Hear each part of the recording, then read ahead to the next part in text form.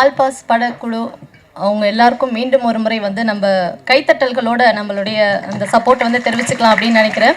பாடல்கள் ட்ரெய்லர் எல்லாமே பார்த்தாச்சு. நிச்சயமாக அவங்க எல்லாருக்குமே வந்து பிடிச்சிருக்கும்.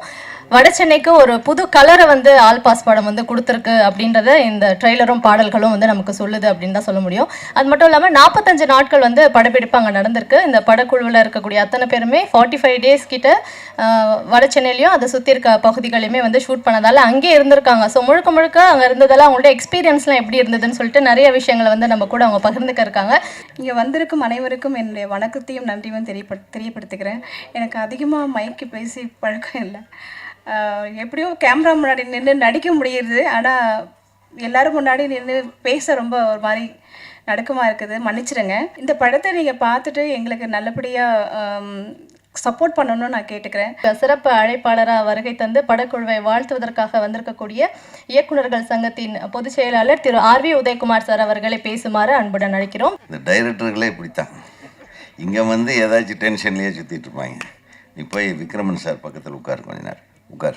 டைரக்டர் வந்த உடனே சொன்னார், சார் உங்களுடைய அசிஸ்டண்ட்டுக்கா நான் டைரக்ட் பண்ணுற டைமில் இந்த ஜோன்னு ஒருத்தர் இருந்தார், உங்களை பார்த்து உங்கள்கிட்ட சேர்றதுக்கு முயற்சி பண்ணலான்னு சொல்லி நான் வருஷக்கணக்கில் அவர் பின்னாடியே அலைஞ்சு கடைசி வரையில் உங்களை பார்க்க விடாமையே பண்ணிட்டார் அப்படின்னு சொல்லி ஒரு குற்றச்சாட்டை வச்சார். அதுக்காக நான் மன்னிப்பு கேட்டுக்கிறேன். நீ ஒரு நல்ல படத்தை பண்ணிக்கிற, தப்பிச்சிட்ட நீ. ஸோ நீ பாஸ் ஆகிட்ட. ஃபஸ்ட்டு லேட்டானாலும் லேட்டஸ்ட்டாக பாஸ் ஆகிருக்கீங்க. உங்களுடைய கதைக்களம் பாஸ் தான். நல்ல ஒரு நான் கூட சகோதரி முதல்ல சொல்லும்போது பயந்தேன். இல்லைன்னா வெட்டு குத்து கத்தி ஒரே ரத்த காட்டேரியான்னு படமாக இருக்கும் பொழுது வட சென்னைன்னு சொன்னாங்க. ஆனால் அதில் இவ்வளோ ஒரு அழகான ஒரு குடும்ப ஒரு கதையை வந்து எடுத்திருக்கிறதுனால ரொம்ப ரொம்ப சந்தோஷமாக இருந்தது. வட சென்னையோட குடும்ப சண்டையை அப்படின்னு பார்க்கலாம்.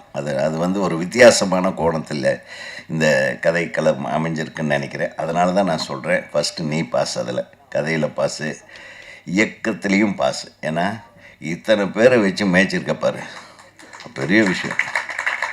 அது புதுமுகங்கள் நிறைய பேர், அது 2-3 பசங்க, ஹீரோவோட வர்ற பசங்க 2-3 பசங்க டப்புன்னு வந்து காலில் விழுந்தாங்க. அதில் காலில் விழக்கூடாதுன்னு சொல்லிப்பறேன். அங்கேயே நீ பாஸ். ஸோ பிரமாதம், நைஸ். குறிப்பாக இந்த படத்தில் எனக்கு ரொம்ப பிடிச்சது இந்த ஹீரோவோட முகம். அவர் ரொம்ப லவ்லி பாயாக இருக்கார். வாழ்த்துக்கள் துஷ்யந்த். ஆனால் துஷ்யந்த் ஹீரோவான்னு கேட்டேன். அவங்க ஜெயக்குமார் அவங்க ஃபாதர் சொன்னார், இல்லைண்ணே ஒரு கேரக்டர்களில் ஒரு கேரக்டராண்ணா, ஆனால் பிரமாதமாக பண்ணியிருக்கு. உங்கள் அப்பா வந்து எப்படி அண்டர் ப்ளே பண்ணுறாரு பாருங்கள். ஸோ ஒரு நல்ல பிள்ளை, நீங்கள் மிக அழகாக பண்ணியிருக்கீங்க. Very good. அந்த ஸ்டைலு நீங்களும் அதில் பாஸ், நீங்களும் பாஸ். அப்புறம் ஹீரோயின் நீ தானம்மா, அடர் அதே பொன் சிரிப்பு, முத்துக்கள் உதிர்ற மாதிரி ஒரு சிரிப்பு. அதனால் நீ டபுள் பாஸ்மா. சிறப்பாக இருந்தது. அதுக்கு அடுத்து இந்த படத்தில் நடித்த ஒவ்வொருவரும், அவங்க இருக்காங்களே இந்த லாஸ்ட்டில் உட்காந்துங்க மேடம், அவங்களுடைய வாய்ஸே ஒரு பெரிய ப்ளஸ் பாயிண்ட்டு. அவங்க வாய்ஸு இன்னும் இந்த இவங்க நடிச்சிருக்காங்க, குமாரி, என்ன குமாரி, செந்தில் குமாரி, அவங்களுக்கு வாழ்த்துக்கள். மொத்தத்தில் எல்லா பாஸ் மார்க் வாங்கியிருக்கிற ஆளுகளை எல்லாத்தையும் வச்சு ஒரு நல்ல டீமை செட் பண்ண பாரு. கேமராமேன் நம்ம அவர் பிரபுவோட அசிஸ்டண்ட், அவர் பேர் தில்ராஜ். அதே எங்கப்பா தில்ராஜ்னு பெரிய ப்ரொடியூசர் இருக்கார் தெலுங்கில். எங்கேயா தில்ராஜ்? உடம்பு சரியில்லை, தில்லு சரியில்லையோ? சரி, தில்லுக்கு பிரச்சனை இல்லாமல் இருந்தால் சரி. அவர் ரொம்ப நல்லா பண்ணியிருக்கார். ஏன்னா பொதுவாக வட சென்னைன்னா ஒரு காட்டுத்தனமான ஒரு லைட்டிங்கு, ஒரு மாதிரி ரகடான லைட்டிங் இருக்கும். ஆனால் இதில் ஒரு அழகான லைட்டிங்லேயே படம் எடுத்திருக்கீங்க. ஸோ தில்ராஜுக்கும் வாழ்த்துக்கள். அவரும் இதில் பாஸ் ஆகிட்டார். அப்புறம் நம்ம எழுத்தாளர் யார், நம்ம பாடலாசிரியர் மோகன்ராஜனா அது ரொம்ப நல்லா பண்ணியிருக்கீங்க. பாட்டு எல்லாமே அதுக்கு என்ன தேவையோ ஆல் பாஸ்ன்ற ஃபஸ்ட்டு வார்த்தையே யூஸ் பண்ணி எல்லாத்துக்கும் பாஸ் மார்க் போட்டு ஒரு பாட்டு எழுதுனது. அதுலேயே நீங்கள் டபுள் பாஸ் தான். அந்த பணத்தை பற்றி ஒரு பாட்டு அது ரொம்ப ரசித்தேன் நான். ஏன்னா அதுதான் main knot of the subject. அந்த பணத்தை வச்சுட்டு இந்த குடும்பங்கள் படுற அந்த பணத்துக்காக எனக்கு ஃபுல்லாக தெரியல கதை.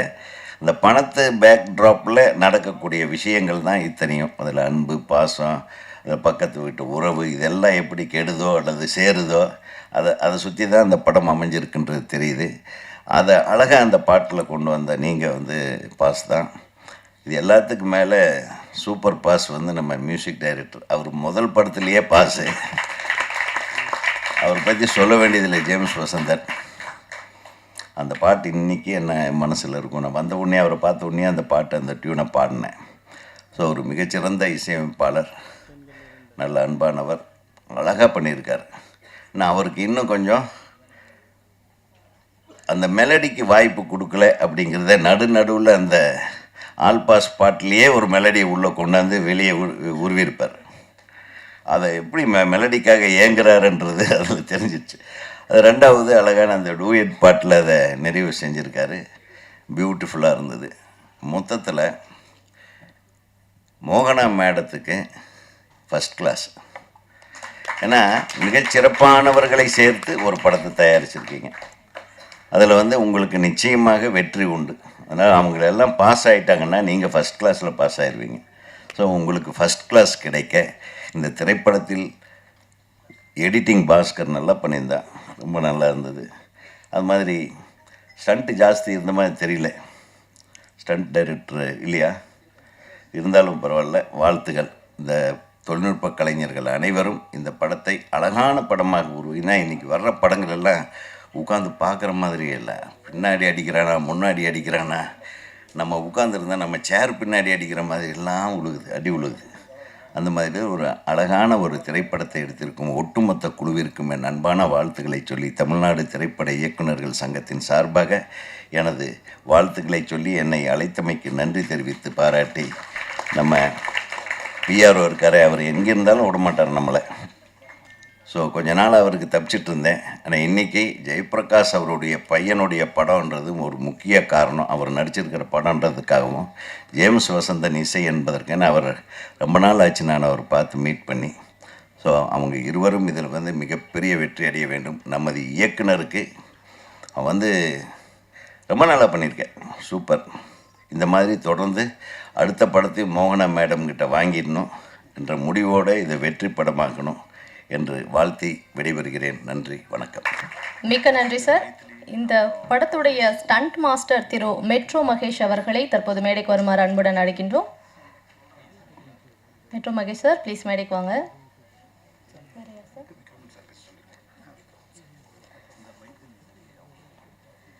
நடிகை மைத்திலி அவர்களையும் தற்போது மேடைக்கு வருமாறு அன்புடன் அழைக்கிறோம். மைத்திலி மேம், ப்ளீஸ் மேடைக்கு வாங்க. ஒரு பெரிய கைத்தட்டல் கொடுக்கலாம்.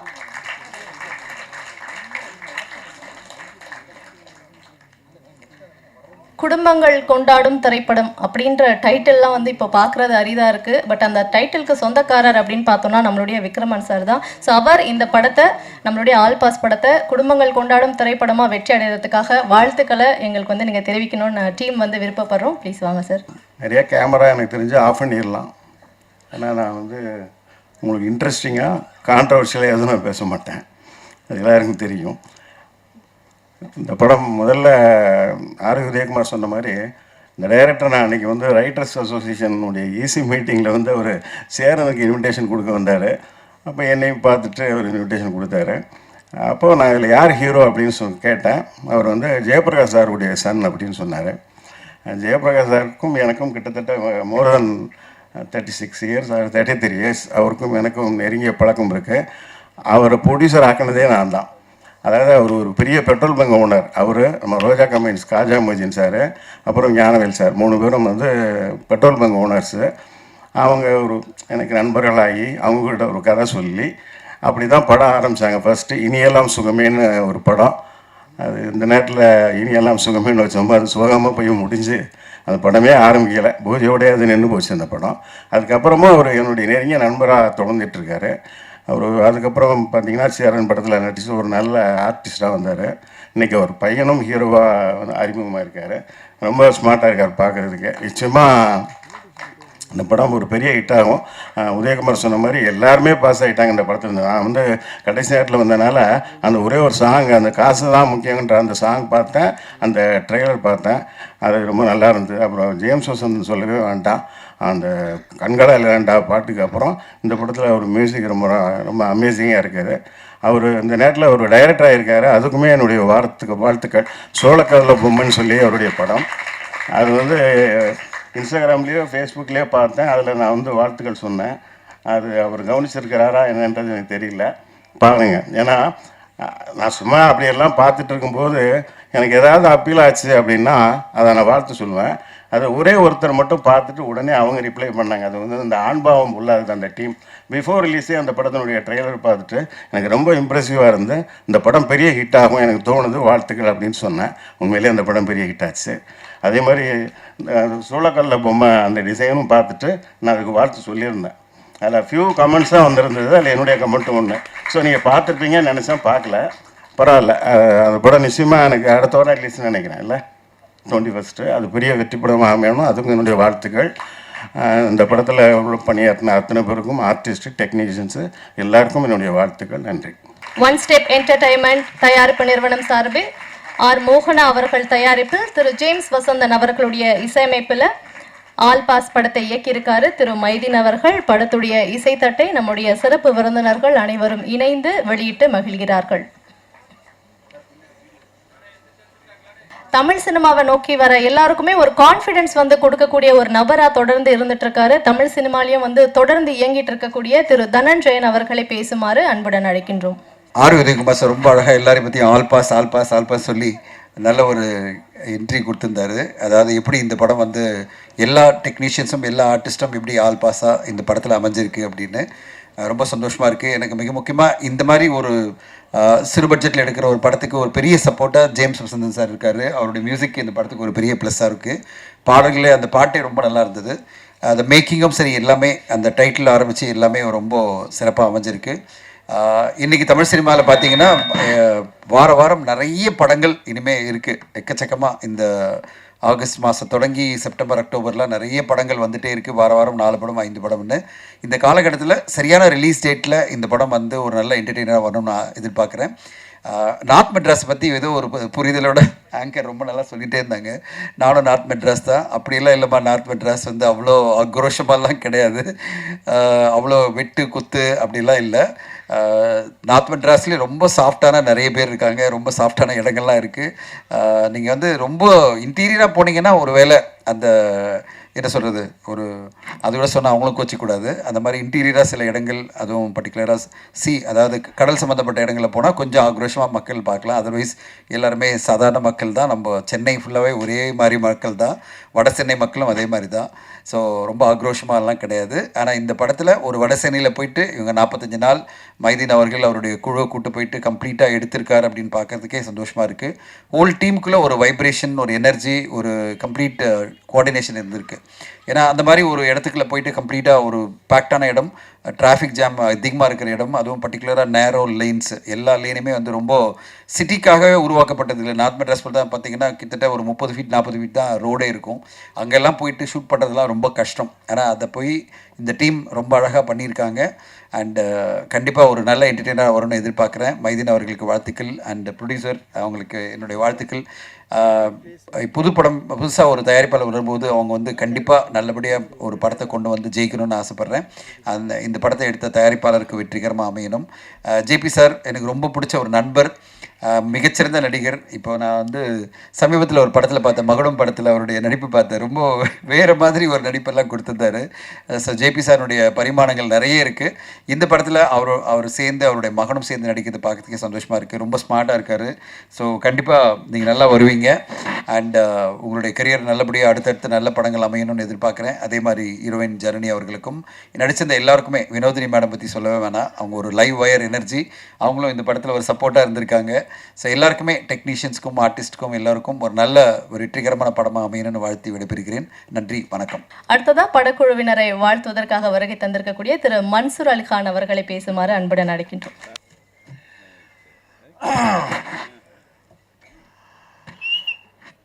மாண்புமிக்க டாக்டர் மனிதநேய மாந்தரசி இந்த படத்தின் ஃபைனான்ஸ் மினிஸ்டராக, ஃபைனான்ஸ் கண்ட்ரோலராக சிறந்த பட்ஜெட் போட்டு பல ஆயிரக்கணக்கான பேர்களுக்கு வேலை வாய்ப்புகளை கொடுத்து ஒரு இயக்குனரையும் உருவாக்கி உன்னதமாக அமர்ந்திருக்கக்கூடிய மாண்புமிக்க டாக்டர் தயாரிப்பாளர் மோகனா அவர்களே, மாண்புமிக்க இயக்குனர், மனிதவள மேம்பாடு சிறப்பாக ஆக வேண்டும் என்று இங்கே சிறப்பான புதியவர்களை எல்லாம் அறிமுகப்படுத்தி எனக்கு தெரிந்து 30 வருடங்களுக்கு மேல் இந்த துறையிலே போராடி இன்று வெற்றி பெற்று இயக்குனராக அறிமுகமாகி இருக்கின்ற மைதீன் அவர்களே, இசை புரட்சியாளன் சாதாரணமாக சொல்லக்கூடாது, இது அவருக்கான விழா. இதை இடையில அங்கே போயிட்டு வந்துடலாம். மிகப்பெரிய ஒரு போராட்டம் நீட்டுக்கு எதிராக நடந்தது.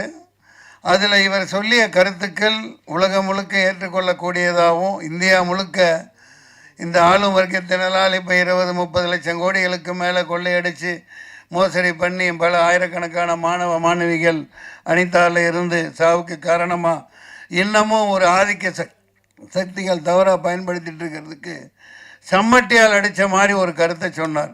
நீங்கள் ஆட்டோ டப் பண்ணி இங்கிலீஷில் போடுங்க அதை. அதாவது அவர் சொன்னது ரொம்ப ரொம்ப சிம்பிளான விஷயம். அவர் ஒரு உண்மையிலேயே நான் இசை புரட்சியாளர்னு சாதாரணமாக சொல்லலை. கண்கள் இரண்டால் பசங்க, இப்படி பல வெற்றி பாடல்கள் கொடுத்துருக்கார்.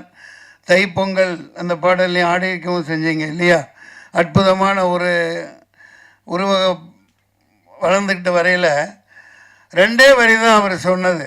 ஏன்னா நீங்கள் இப்படி போட்டு கோச்சிங் அது இதுன்னு போட்டு சாவடித்து இப்படி புளியறீங்களே, 11ஆம் வகுப்பு 12ஆம் வகுப்பில் அந்த சிலபஸை வச்சு தொலைங்கடா நாதாரிங்களா.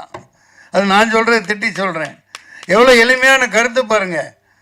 எதுக்கு அந்த சிலபஸை அந்த கோச்சிங்னு போட்டு கோடிக்கணக்காக கொள்ளையடிக்கிறாங்களே, நீ என்ன வெங்காயம் என்னமோ இளவ வை, அந்த படிப்பை 11ஆவது 12ஆவதுல வச்சு தொலைங்க அப்படின்னு பயங்கரமான ஒரு உண்மையை சொல்லியிருக்கார்.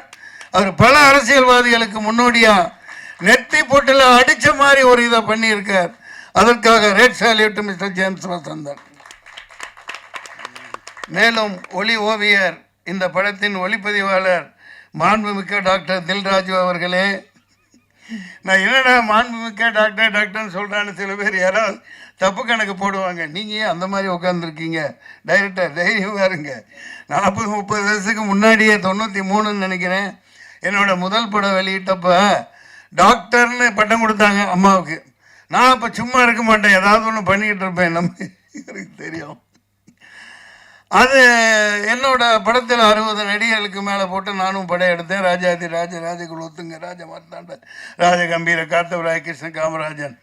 நான் என்ன பண்ணேனே, மாண்புமிக்க டாக்டர் நாகேஷ் அவர்கள், மாண்புமிக்க டாக்டர் மனோரமா அவர்கள், மாண்புமிக்க டாக்டர் குள்ளமணி அவர்கள், இன்றைக்கும் போய் பாருங்கள் இருக்கும், முழுக்க 60 நடிகர்களை போட்டு விளம்பரம் படுத்தினேன். தினத்தந்தியில் போட மாட்டேன்ட்டாங்க.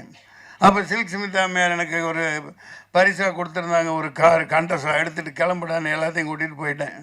நேராக போய் ஏன் எதனால் இல்லைங்க, அது ஒரு மாண்புமிக்கங்கிறது மந்திரிகளுக்கு தான் போடுவோம், அப்படி எந்த புத்தகத்தில் இருக்குது? இல்லை நீங்கள் டாக்டர்னு போட்டிருக்கீங்க. நாங்கள் சினிமாவில் அவங்க 1000 படம் நடித்தவங்க மனோரமா, அவங்கள நாங்கள் நேசிக்கிறோம், நாங்கள் பட்டம் கொடுக்குறோம், உங்களுக்கு என்ன? இப்போ போட்டு ஆகணும் போடணும்னு சொல்லிட்டு வந்துட்டேன். அவங்க போட்டாங்க. ஏன்னா தினத்தந்தி ஆதித்தனாரோட அற்புதமான நம்ம தமிழ் உணர்வாளர். அதுபோன்று நம்மளை கௌரவிக்க வேண்டியது நம்ம கடமையாக இருக்குது. நம்ம துறையை நம்ம கேவலமாகவும் இதாகவும் பேசுகிறதுனால தான் மிகப்பெரிய அழிவுக்கு உள்ளாகிட்டு இருக்கோம். இந்த இடத்துல இதை ஏன் சொல்கிறேன், நான் இந்த எல்லாத்தையும் முடிச்சிடுறேன். மோகன்ராஜன், ஆகா எங்கப்பா அடி நகர்த்துறே என்ன ஏய் அடி பிண்டாரப்பா கட்டா குஸ்தி சம்பவக்காரி என்ன சம்பவம் பண்ணிட்டாப்பலப்பா எங்கேருந்து தான் இந்த லிரிக்ஸ் அவருக்கு கிடைக்குதோ அடி பின்றாரு. மோகன்ராஜன் பாடலாசிரியர் அவர்களே, நிலவை பார்த்திபன் அவர்களே, வினோதினி வைத்தியநாதன், சும்மா இருக்கிறாங்களா பாருங்களேன். இந்த வயசுலேயே அவங்க அப்பாவை கூட வச்சுக்கிட்டு ரீல்ஸ் போட்டு அப்பாவை விட்டு கொடுக்காத பிள்ளையா கவர்மெண்ட்டுக்கு எதிராக அடி சமட்டி அடிக்கிறாங்க. அவர் தைரியத்தை பாராட்டலாம். நடிகர் தோழர் மாண்புமிக்க ஜெயபிரகாஷ் அவர்களே, பிரசன்னா பாலச்சந்திரன், அருவி மதன், கவிதா பாரதி அவர்களே, இயக்குனர் மூர்த்தி அவர்களே, அக்ஷயா அவர்களே, சஞ்சய் அவர்களே, மாண்புமிக்க கோகுல் அவர்களே, நிகில் கணேஷ்குமார் அவர்களே, ஜெயசீலன், கலை இயக்குனர் ஜெயசீலன் அவர்களே, எம்எஸ் பிரபு அவர்களே, கொஞ்சம் மற்றவங்கள்லாம் போயிட்டனால கொஞ்சம் டைம் இருக்குதுன்னு நினைக்கிறேன். அனைவருக்கும் நெஞ்சார்ந்த வாழ்த்துக்கள். இப்போது கதாநாயகனுக்கு வருவோம். இவர் என்ன அநியாயம்பா, அதாவது நம்ம ரசம் குடிச்சிருக்கோம். எனக்கு எலுமிச்சை ரசம் பிடிக்கும், பூண்டு ரசம், அப்புறம் என்ன தக்காளி ரசம், புளி ரசம், படப்பிடிப்பில் ஆச்சரியமாலாம் பொள்ளாச்சி அங்கங்கே படப்பிடிப்பில் அந்த காலத்தில் எங்களுக்கு மல்லிகைப்பூ ரசம்லாம் செஞ்சு தந்திருக்காங்க. ரொம்ப அற்புதமாக இருக்கும். மல்லிகைப்பூ தேநீர் டீ தந்திருக்காங்க. அந்த மாதிரி பல ரசங்களை நம்ம குடிச்சிருக்கோம். ஆனால் இவங்க பாருங்கள், இந்த நடிப்பில் பயங்கரமான ஒரு பல ரசத்தை புழிஞ்சிட்டு இருக்காங்க பாருங்கள். கதாநாயகன் கதாநாயகி அடேங்கப்பா, அண்ணலும் நோக்கினால் அவளும் நோக்கினால்னு ஈருடல் ஊர் வீரா அசத்தலான ஒரு காதல் ரசத்தை பிழிந்து கொண்டிருக்கிறார்கள். அந்த குழந்தைக்கு வாழ்த்துக்கள். நல்ல அற்புதமாக இருக்குது. உஷாரா என்ன பண்ணிட்டாருன்னா, நம்ம துஷ்யந்த் கதாநாயகன் இது கொரோனா வந்துடக்கூடாதுன்னு கண்ணாடி போட்டார். கண்ணாடி போட்டு அற்புதமாக இருக்குது, பார்த்துக்கிட்டே இருக்கலாம் போல் இருக்குப்பா. நல்ல பேர் கிடச்சிருச்சு தமிழ்நாடு தமிழ் ரசிகர்களுக்கு. அப்படி ஒரு ஜனனி பெரிய அளவுக்கு வருவீங்க, அற்புதமாக இருக்குது. இங்கே நான் ஏன் இங்கே பாருங்கள், அதே நேரத்தில் இந்த பேப்பர்லாம் ஒரு விஷயத்தை நீங்கள் இன்னையிலேருந்து அது மாறணும். இந்த சின்ன சின்ன இடத்துல டெக்னீஷியன் பேரை போடுறாங்க, ஹீரோக்கள் பேரை பெருசாக போடுறாங்க, போட்டுக்குங்க, தப்பில்லை. ஆனால் இந்த இரட்டடிப்பு பண்ணாதீங்க. இப்போ தொழில்நுட்ப கலைஞர்கள் கொஞ்சம் பேர் நடிகர்களை இங்கே சொல்லிட்டோம். விளம்பரம் காப்பக்கம் வரும், பேர் பெருசாக இருக்கும். ஆனால் இந்த தொழில்நுட்ப கலைஞர்கள் கீழே கண்ணுக்கே தெரியாமல் இருக்கும். அது எவ்வளோ மனசு நோகும் பாருங்கள். அது என்ன வீணாக போகுது? விளம்பர காசு கொடுக்கத்தானே செய்கிறீங்க. கொஞ்சம் இனிமேலாவது டிசைனர்ஸாக இருக்கட்டும், பேப்பரில் பப்ளிஷ் பண்ணுறவங்களா இருக்கட்டும், அப்பா அவெல்லாம் நல்லா பளிச்சுன்னு போட்டு வாப்பான்னு சொல்லுங்கள். ஏன்னா ஹீரோவே எல்லாம் பிரதானம் அல்ல, எல்லாமே அவங்களே அல்ல. இப்போ பாருங்கள், இதில் எத்தனை பேர் சின்ன எழுத்து, நான் எப்படியோ படிக்கிறேன் இந்த வெளிச்சத்தில். Director of photography Thilli Rajan, okay. Editing S Bhaskar, art Jayaseelan, Mohanrajan இங்கே வருது, அண்ணாதுரை, புவன், ஆர்எஸ் புவன் தான் நான் பிஆர்ஓ.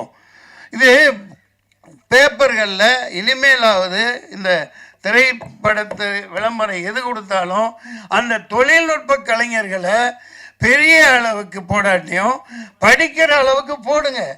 பல பேர் கிளம்பி வருவான், அதில் ப்ரொடியூசர் வருவான். தொழில்நுட்ப கலைஞர்களை இரட்டடிப்பு செய்யாதீங்க.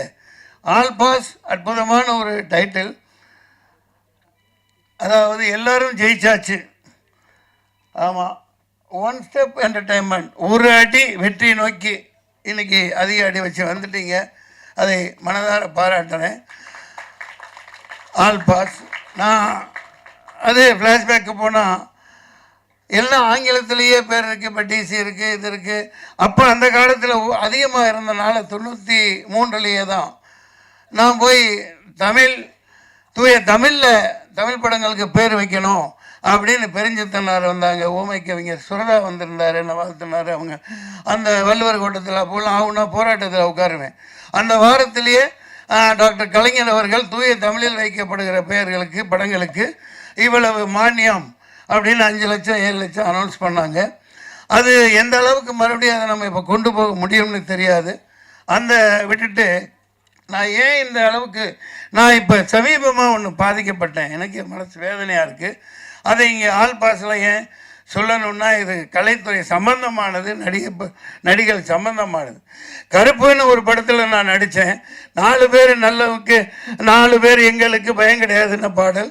நான் வில்லனுங்க ஆடுறது. பாலாஜி என்னை சொல்லி புக் பண்ணலையே சார், நாங்கள் கடைசியில் தான் வாரோம், நீங்கள் ஆடுறீங்கன்னு சொல்லி இதே பிரசாத் இதில் பயங்கரமாக ஆட வச்சாங்க. நான் ரிங்கில் நின்று என் பசங்களை கூப்பிட்டு வந்திருந்தேன். அவன் பார்த்து ஏப்பா அந்த பாட்டை எடுத்துட்டாங்க, இப்போ அது நம்ம என்னப்பா பண்ண முடியும், அதை தூக்கிட்டாங்க, சரி பரவாயில்ல யூடியூப்லேயாவது வரும், யூடியூப்பில் வரும்னாங்க. அந்த நான் சிறப்பாக ஆடி இருந்தேன், கஷ்டப்பட்டு ஆடி இருந்த அந்த ஷாட்டெல்லாம் காணோம். இது ஏன் இப்படி இருட்டடிப்பு பண்ணுறீங்கன்னு தெரியல.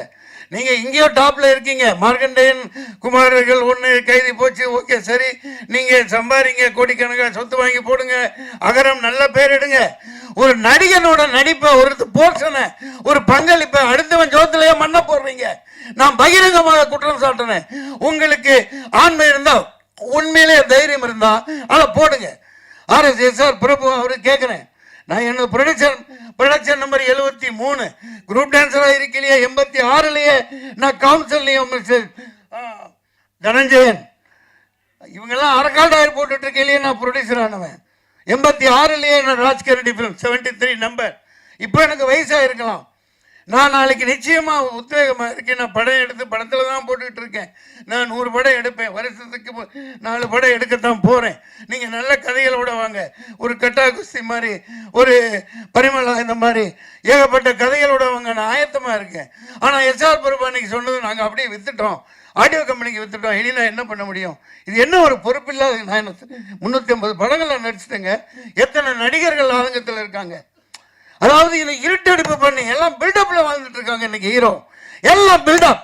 ஒரு டான்ஸ் மாஸ்டர், ஒரு ஃபைட் மாஸ்டர், ஒரு டெக்னீஷியன், ஒரு பாடலாசிரியர், ஒரு இயக்குனர், இப்படி 100கணக்கான பேர் உழைப்பில் தான் இன்னைக்கு பில்டப்பில் வந்துட்டு இருக்கீங்க. RJ பாலாஜி எனக்கு என்ன 1500 ஷாட்டு பில்டப் கொடுக்குறீங்க ஹீரோவுக்கு. எனக்கு டம்மியாக நிற்க வச்சுருக்கான். ஒரு இயக்குனர் 2-3 பேர்கிட்ட நான் சொல்லல, சார் இனிமேல் நீங்கள் சைன் பண்ணல, முக்கியமான சீன் எது நடிக்கிறீங்களோ அதை எடுக்கிறீங்கன்னா என்னை கேட்காம நீங்கள் எடுக்கக்கூடாதுன்னு அக்ரிமெண்ட்டில் போடுங்கன்னு சொன்னார். இதெல்லாம் எந்த அளவுக்கு சாத்தியம்? நான் நடித்து எத்தனையோ கேப்டன் போய் 25,000 அடி தூக்கி போட்டிருக்காங்க. ஆனால் அவரோட கால் தூசுக்கு ஈடாக மாட்டாங்க. அதனால தான் படங்கள் நிற்கிது. மலையாள படங்கள் ஏன் நிற்கிது? இப்போ இவங்கெல்லாம் நிற்கிறாங்க, மலையாள படத்தை பாராட்டுறோம், தலையில் தூக்கி வச்சு கொண்டாடுறோம். எல்லா கேரக்டர்களையும் நீ என் கேரக்டர் ஒன்றும் கொடுக்க வேணாம், ஒரு வெங்காயம், நான் ஒன்றும் பிச்சை எடுக்கிறவெல்லாம் கிடையாது. ஈட்டடிப்பு ஏன் பண்ணுற? அந்த என்னை மறைச்சிட்டு நீ பெரிய ஆளன்னா நான் தான் உண்மையான கருப்பு, நான் தான் கருப்பு, கருப்பே வருவா. மக்கள் சொல்லுவாங்க, தைரியம் இருந்தால் அந்த சாட்டை போடுங்க சார். நான் கஷ்டப்பட்ட ரிங்கில் ஆடினேன் சார், காணா சார், யூடியூப்பில் போடுறேன்னு சொன்னாங்க சார். அதுக்கப்புறம் யூடியூப்லேயும் போடல. அந்த பர்டிகுலர் நான் நடித்ததை, நான் ஆடினதை, அது 2 நிமிஷம் ஷார்ட்டாக இருக்கலாம், 4 நிமிஷமாக இருக்கலாம். சூர்யா சார் இது விக்ரமத்தில் 5 நிமிஷம் தானே வந்தார். அந்த ப்ரெசன்ஸ் தானே, ஆடியன்ஸ் எல்லாத்துக்கும் இருக்காங்கல்ல சார். பசங்க பாவம், அவனுக்கு பதில் சொல்ல முடியல, கூட்டு போயிருந்தேன் ஷூட்டிங்கு. அப்பா என்னப்பா நீ அப்படியே ரிங்கில் அந்த இடத்துல ஆடின, பாட்டெல்லாம் ஷார்ட் உடைச்ச, எல்லாம் செய்ய சொன்னாங்க, ஏன் போடலை? நான் உங்களுக்கு என்ன பதில் சொல்கிறது? இது என்ன இந்த மாதிரி ஒரு அயோக்கியத்தனம்? முதல்ல ஹீரோவா இருங்க, நல்லா சம்பாதிங்க, என்னமோ வேணாலும் பண்ணுங்க. ஆனால் சினிமாங்கிற ஒரு கூட்டு குடும்பம், அதை ஞாபகம் வச்சுக்கோங்க. இது ஆல் பாஸ் வெற்றி அடைவோம். இந்த மாதிரி நிறைய பேர் வரணும். சினிமாங்கிறது ஒரு தனிப்பட்ட கதாநாயகனுக்கல்ல, ஒரு ஜனநாயகம் வந்தான்னா 100 பேர் கூட்டு போனாங்க. மலேசியா செலவு பண்ணி கூட்டு போனான், அவன் ஜனநாயகன். இங்கே நடக்கிற மதுரைக்கு கூட்டு போகல. யாரோ என் இடத்துல நான் அடட்டி பரவாயில்ல, யாரோ ஒரு பொண்ணு அவர் கூட இருந்தது, அது ஆடுது, படத்தில் நடிக்கிறது, இவர் கோட்டு போட்டுக்கிட்டு ஆடுறாரு. அடே நீ நல்லா ஆடு, நல்லா ஆடு, ஆனால் என்னை எதுக்கு போட்டேன்? ஏன் இப்படி இருட்டடிப்பு பண்ண? ஏன் பயம்? 2 நிமிஷம் ஷார்ட்டாக இருக்கட்டும், 4 நிமிஷமாக இருக்கட்டும், நீ போடு, காட்டு, மக்கள் பார்த்துக்குவாங்க. உனக்கு தானே பேர் வருது, உன் கம்பெனிக்கு தானே பேர் வரும். அந்த மாதிரி பகிர்ந்து கொடுக்க மாட்டேங்கிறாங்க. தெரிஞ்சேன் நீங்கள் என்ன என்சைக்ளோபீடியா இதுதான், இதை முதல்ல நோட் பண்ணுங்க. சும்மா ஜால்ரா போட்டுட்டு போகிறதுக்கு ஆள் பாஸ் நல்லா இருக்கார், நல்லா ஓடும், ஏய் நல்லா இருந்தால் தான் படத்தை பார்ப்பான். ஒவ்வொருத்த கண்ட்ரிபியூஷனை காட்டு. இந்த பெச்சான் எவ்வளோ கஷ்டப்பட்டு போட்டிருப்பான். கொடுத்துருப்பாரு, எப்படி பேர் வாங்கியிருப்பாரு. அவர் உழைப்பை சுரண்ட நான் மறைச்சு அவர் சும்மா இருப்பாரா? I don't care. I care a damn about others. Shame on them. மக்கள் இருக்காங்க, இதை சொல்லியிருக்கேன் பாருங்க.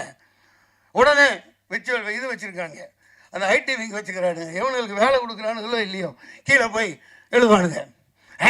நீ உன் பையன் கஞ்சா அட பைத்தியக்கார நாடாரிங்களா, என்னமோ காலேஜ் பையன் கொடுத்துருக்கான், சாப்பிட்ருக்கான், இன்னமும் சொல்லிட்டு இருக்காயா. நான் என்ன நல்ல வேலை செஞ்சாலும் கீழே போய் உன் பையன் கஞ்சா அடிப்பான் தெரியாதா? இப்படி ஒரு அறிப்படுத்த சனியனுங்க நாட்டில் சுற்றிட்டு இருக்குது. அவனுங்களுக்கு அதே தான் வேலை. பெட்டர்ஸ் கழுவ மாட்டானுங்க, அதை சொரிஞ்சுக்கிட்டே இருப்பானுங்க, குரங்குக்கு போடுற மாதிரி. ஆல் பாஸ் அற்புதமான பெயர். இனிமேல் இங்கே விளம்பரம் என்று கொடுத்தால் ஒவ்வொரு தொழில்நுட்ப கலைஞனும் மரியாதை செய்யப்படணும். ஒவ்வொரு தொழில்நுட்ப கலைஞனும் தினத்தந்திக்கு, தினகரன், ஒவ்வொரு விளம்பர மீடியா எல்லாத்துக்கும் நான் சொல்லிக்கிறேன், இது என்னுடைய உத்தரவு, என்னுடைய கட்டளை, என் சாசனம். ஒவ்வொரு தொழில்நுட்ப கலைஞருக்கு பேரை இருட்டடிப்பு பண்ணாத, அனைவருக்கும் பகிர்ந்து கொடுத்து ஹீரோவாவாளே. நன்றி, வணக்கம், வாழ்த்துக்கள். படக்குழுவினரை வாழ்த்துவதற்காக தயாரிப்பாளர் தமிழ் திரைப்பட தயாரிப்பாளர்கள் சங்கத்தின் செயற்குழு உறுப்பினர் திரு வி ராஜா அவர்களை அன்புடன் அழைக்கின்றோம். ஆல் பாஸ் திரைப்படத்தின் இசை வெளியீட்டுக்கு வந்திருக்கக்கூடிய பத்திரிகை மற்றும் ஊடகத்துறை நண்பர்களுக்கும், மேடையில் வீற்றிருக்கக்கூடிய கலைத்துறை ஜாம்பவன்களான மதிப்பிற்குரிய திரு ஆர்வியன் அவர்கள் இப்போ தான் கிளம்புனாங்க. ஸோ அவங்களுக்கும் சரி, திரு மதிப்பிற்குரிய தனஞ்சயன் சார் அவர்களுக்கும், மதிப்பிற்குரிய ஜெயபிரகாஷ் சார் அவர்களுக்கும், அவருடைய புதல்வன் கதையின் நாயகன் திரு துஷ்யந்த் அவர்களுக்கும், கதாநாயகி ஜனனி அவர்களுக்கும் மற்றும் அக்கா வினோதினி அவர்களுக்கும், இங்கே வீற்றிருக்கக்கூடிய அருமை சகோதரர் பிரபல நடிகர் மதன் அண்ணன், என் பசங்க ஃபுல்லாக அவரோட ஃபேன். ஸோ மதன் அண்ணன் அவர்களுக்கும், மன்சூர் அலி அண்ணன் அவர்களுக்கும், இசை நாயகன், இசை புயல், அவரை வாழ்த்த வயதில்லை, அவரை வணங்கி அவருக்கு என்னுடைய வாழ்த்துக்களை தெரிவித்துக் கொள்கிறேன். ஜேம்ஸ் வசந்த் அண்ணன் அவர்களுக்கும், மேடையில் வீற்றிருக்கக்கூடிய திரைத்துறை வல்லுநர்கள், இயக்குனர், படத்துடைய இயக்குனர் அவர்களுக்கும், தயாரிப்பாளர் மோகனா அக்கா அவர்களுக்கும் என்னுடைய மனமார்ந்த வாழ்த்துக்களை தெரிவித்துக்கொண்டு, திரைப்படத்தினுடைய ட்ரெய்லர் பார்த்தோம். ஸோ ரொம்ப நல்லா இருந்தது, அதுக்கு என்னுடைய மனமார்ந்த வாழ்த்துக்கள். இசை அதை சொல்ல வேணாம், ஆல்ரெடி முத்திரை பதித்தவர் தமிழ் திரையுலகில், இசையமைப்பாளர், அவரை பற்றி பெருமிதம் கொள்வோம். ஸோ அதுக்கு என்னுடைய மனமார்ந்த வாழ்த்துக்களை தெரிவித்துக் கொள்கிறேன். இதுக்கு முன்னாடி அண்ணன் மன்சூர் அண்ணன் அவர்கள் பேசினாங்க, ஆர்வி அண்ணன் பேசினாங்க, ஸோ தனஞ்சயன் சார் பேசினாங்க. ஸோ இந்த கருத்துக்களுக்கெல்லாம் நம்ம விளக்கங்கள் கொடுத்து சில விஷயங்களை பேசினா அது நம்ம நெடுந்தொடராக போய்கிட்டே இருக்கும். ஸோ அதனால் என்னுடைய கருத்துக்களை நான் பதிவு பண்ண கடமைப்பட்டிருக்கேன். இந்த இசை வெளியீட்டு விழாவில் தமிழ் திரைப்பட தயாரிப்பாளர் சங்கத்தினுடைய ஒரு செயற்குழு உறுப்பினராக இந்த இசை வெளியீட்டு விழாவில் கலந்துக்கிறதுக்கு எனக்கு அழைப்பு கொடுத்த PRY யூனியனுடைய துணைத் தலைவர், இந்த படத்தினுடைய மக்கள் தொடர்பாளர் அண்ணன் புவன் அவர்களுக்கு என்னுடைய நன்றிகளை தெரிவித்துக் கொள்கிறேன். நிகழ்ச்சி தொகுப்பாளினி அவர்கள் அருமையாக தொகுத்து வழங்கி கொண்டிருக்கிறார்கள், அவர்களுடைய வாழ்த்துக்கள். இன்றைய சினிமா இருக்கக்கூடிய சூழல் உங்கள் எல்லாருக்குமே நல்லாவே தெரியும். ஒவ்வொரு மேடையிலையும் நான் சினிமாவை ஏதாவது சொல்லிகிட்டே இருக்கேன், குறை சொல்லிகிட்டு இருக்கேன், படத்தினுடைய விநியோக முறைகளை சொல்லிக்கிட்டு இருக்கேன். திரையரங்குகள் கிடைக்கல திரைப்படங்களுக்கு, அதை பற்றி நான் விமர்சனங்கள் கொடுத்துட்ருக்கேன். தமிழ் திரைப்பட தயாரிப்பாளர் சங்கத்தினுடைய நிர்வாகியாக இருந்து தமிழ் திரைப்பட தயாரிப்பாளர் சங்கத்தினுடைய சில நிகழ்வுகளையும் உங்கள் முன்னாடி நான் சுட்டி காட்டிகிட்ருக்கேன் ஒவ்வொரு மேடையிலையும். ஸோ இன்றைக்கி நம்மளுடைய இந்த இசை வெளியீட்டு விழாவில் கலந்துக்க பெரும் முயற்சி எடுத்த அன்பு தலைவர் அண்ணன் திரு தமிழ்குமரன் அவர்கள் வர முடியாத ஒரு சூழ்நிலை. துணைத் தலைவர் அவர்கள் திரு கமலக்கண்ணன் அவர்கள் வந்து கொண்டிருக்கிறார்கள், அவர் விரைவில் கலந்து கொள்வோம். தனஞ்சயன் சார், நிறைய விஷயங்கள் உங்ககிட்ட நான் பகிர்ந்துக்கணும்னு நினச்சேன், நீங்கள் அழகாக ஈஸியாக முடிச்சிட்டிங்க. ஆர்வி அண்ணன் அவர்கள் வெளியிலே எனக்கு ஒரு இன்டர்வியூ கொடுத்தாரு, தம்பி எதுவும் கான்ட்ரவர்சி எதுவும் பேசிடாத, எதுவும் பண்ணிடாத அப்படின்னு சொல்லி. ஸோ அது நம்ம நோக்கம் இல்லை. சினிமா இன்றைக்கி ஒரு 5 கோடி 6 கோடிக்குள்ளே இருக்கக்கூடிய படங்கள் சிறு முதலீடு திரைப்படங்கள் நம்ம சுட்டி காட்டிகிட்டு இருக்கோம். தொடர்ந்து தயாரிப்பாளர்கள் நலன் மேல் அக்கறை காட்டி நம்மளுடைய தமிழ் திரைப்பட தயாரிப்பாளர் சங்கம் பெப்சி நிர்வாகத்தினோடமும் நம்மளுடைய தமிழ் திரைப்பட சங்கத்தினுடைய நிர்வாகிகளோடும் பேச்சுவார்த்தையில் தொடர்ந்து போயிட்டு இருக்கிறதுக்கு காரணம் தனஞ்சயன் சார் எல்லாத்திலையும் இருக்கிறாங்க. ஸோ தயாரிப்பாளர்கள் நலனில் அக்கறை காட்டி தான், அதை தொடர்ந்து தான் இன்றைக்கி இந்த சிறு முதலீடு திரைப்படங்கள் 6 கோடி 5 கோடிக்கு கீழே எடுக்கப்பட்டு இருக்க படங்கள் எந்த அளவுக்கு வருவாய் ஈட்டப்பட்டு இருக்கு அப்படிங்கிறத நான் நிறையாவே தனஞ்சயன் சார் பேசுவார்னு பார்த்துட்ருக்கேன். ஸோ இதுவரையிலும் அவர் அந்த விஷயங்களை முன்னெடுக்கலை. அவருக்கு முன்னாடி நான் பேசியிருந்தால் கண்டிப்பாக கேட்டிருப்பேன், எனக்கு அவர் பதில் கொடுத்துருப்பாரு. ஆர்வி அண்ணங்கிட்ட எனக்கு நிறையா கேள்விகள் இருந்தது. ஸோ தயாரிப்பாளருக்கு ஒரு பணிவான வேண்டுகோள், இசை வெளியீட்டு அப்படிங்கிறது வந்து இத்தனை மீடியாக்கள் வருவாங்க, உங்களை வாழ்த்துவதற்கு நண்பர்கள் வருவாங்க, உறவினர்கள் வருவாங்க, சிறப்பு விருந்தினர்கள் வருவாங்க. படத்துடைய விநியோக முறைகள் என்ன அப்படிங்கிறது உங்களுக்கு நிறையா உங்களுக்கு இயக்குனர் வந்து விளக்கியிருப்பார். ஸோ அதனால் வந்து தயாரிப்பாளர் வந்து சேஃப் ஜோன் இருக்கும். தயாரிப்பாளர் இல்லையேல் தமிழ் சினிமா திரையுலகம் இல்லை. ஸோ இன்றைக்கி வந்து தேட்டர் எந்த அளவுக்கு கிடைக்கிது அப்படிங்கிறது வந்து இந்த 5 கோடி முதலீடு திரைப்படங்களுக்கு இருக்கக்கூடிய திரையரங்கு கிடைக்கக்கூடிய நிகழ்வுகள் என்னங்கிறது வந்து இங்கே இருக்கக்கூடிய எல்லா மீடியாவுக்குமே தெரியும். தேட்டர் கிடைக்கல, எந்த தேட்டருமே கிடைக்கல. நீங்கள் வந்து இப்போ 5 கோடிக்கு கீழே இருக்கக்கூடிய திரைப்படங்கள் எத்தனை தேட்டரில் ரிலீஸ் ஆகுதுன்னு சொல்லுங்கள். தனஞ்சயன் சார் வந்து ஏற்கனவே ஒரு மேடையில் சொன்னாங்க, இதே ஸ்டேஜில் சொன்னாங்க, இத்தனை படம் ஓடி இருக்கு அப்படின்னு சொல்லிட்டு. ஆனால் ஒரு வாரத்துக்கும் வந்து 6 படத்துலேருந்து 10 படத்துக்கிட்ட ரிலீஸ் ஆகுது. நம்ம பார்க்குற படங்கள்லாம் பாருங்களேன், டிசி, ஜனநாயகன், ஸ்பைடர்மேன், வேறு என்ன படம் நமக்கு இப்போ நிகழ்வுக்கு வரும்? இங்கே இருக்க எத்தனை பேர் தேட்டர் போய் படம் பார்த்துருப்போம்? ஸோ இல்லை, அங்கே தேட்டர் கிடைக்கணும் அப்படின்னா அதுக்கு ஒரு முதலீடு பண்ணணும், ஏன்னா அதுக்கு அடுத்து இன்னொரு முதலீடு இருக்குது, டிஸ்ட்ரிபியூட்டர், எக்ஸிபியூட்டர் நிறைய இருக்குது. இதெல்லாம் தயாரிப்பாளர் முதல் படம் நம்ம சங்கத்தில் உறுப்பினராக இருக்கிறாங்க. ஸோ இது எல்லாமே வந்து அவங்க தெரிஞ்சுக்கிறணும். நீங்கள் அடுத்து படம் வரக்கூடியவர்கள் முதல்ல வந்து ஒரு இயக்குனர், இன்னொரு சின்ன விஷயத்தை நான் பதிவு பண்ணிக்கிறேன். நேற்று வந்து என்கிட்ட வந்து கதை சொல்கிறதுக்காக ஒரு இயக்குனர் வந்திருந்தார். ஒரு டைரக்டர் வந்து அந்த டைரக்டரை, அந்த உதவி இயக்குனரை அவ்வளோ அலைய விட்டுருக்கிறார்.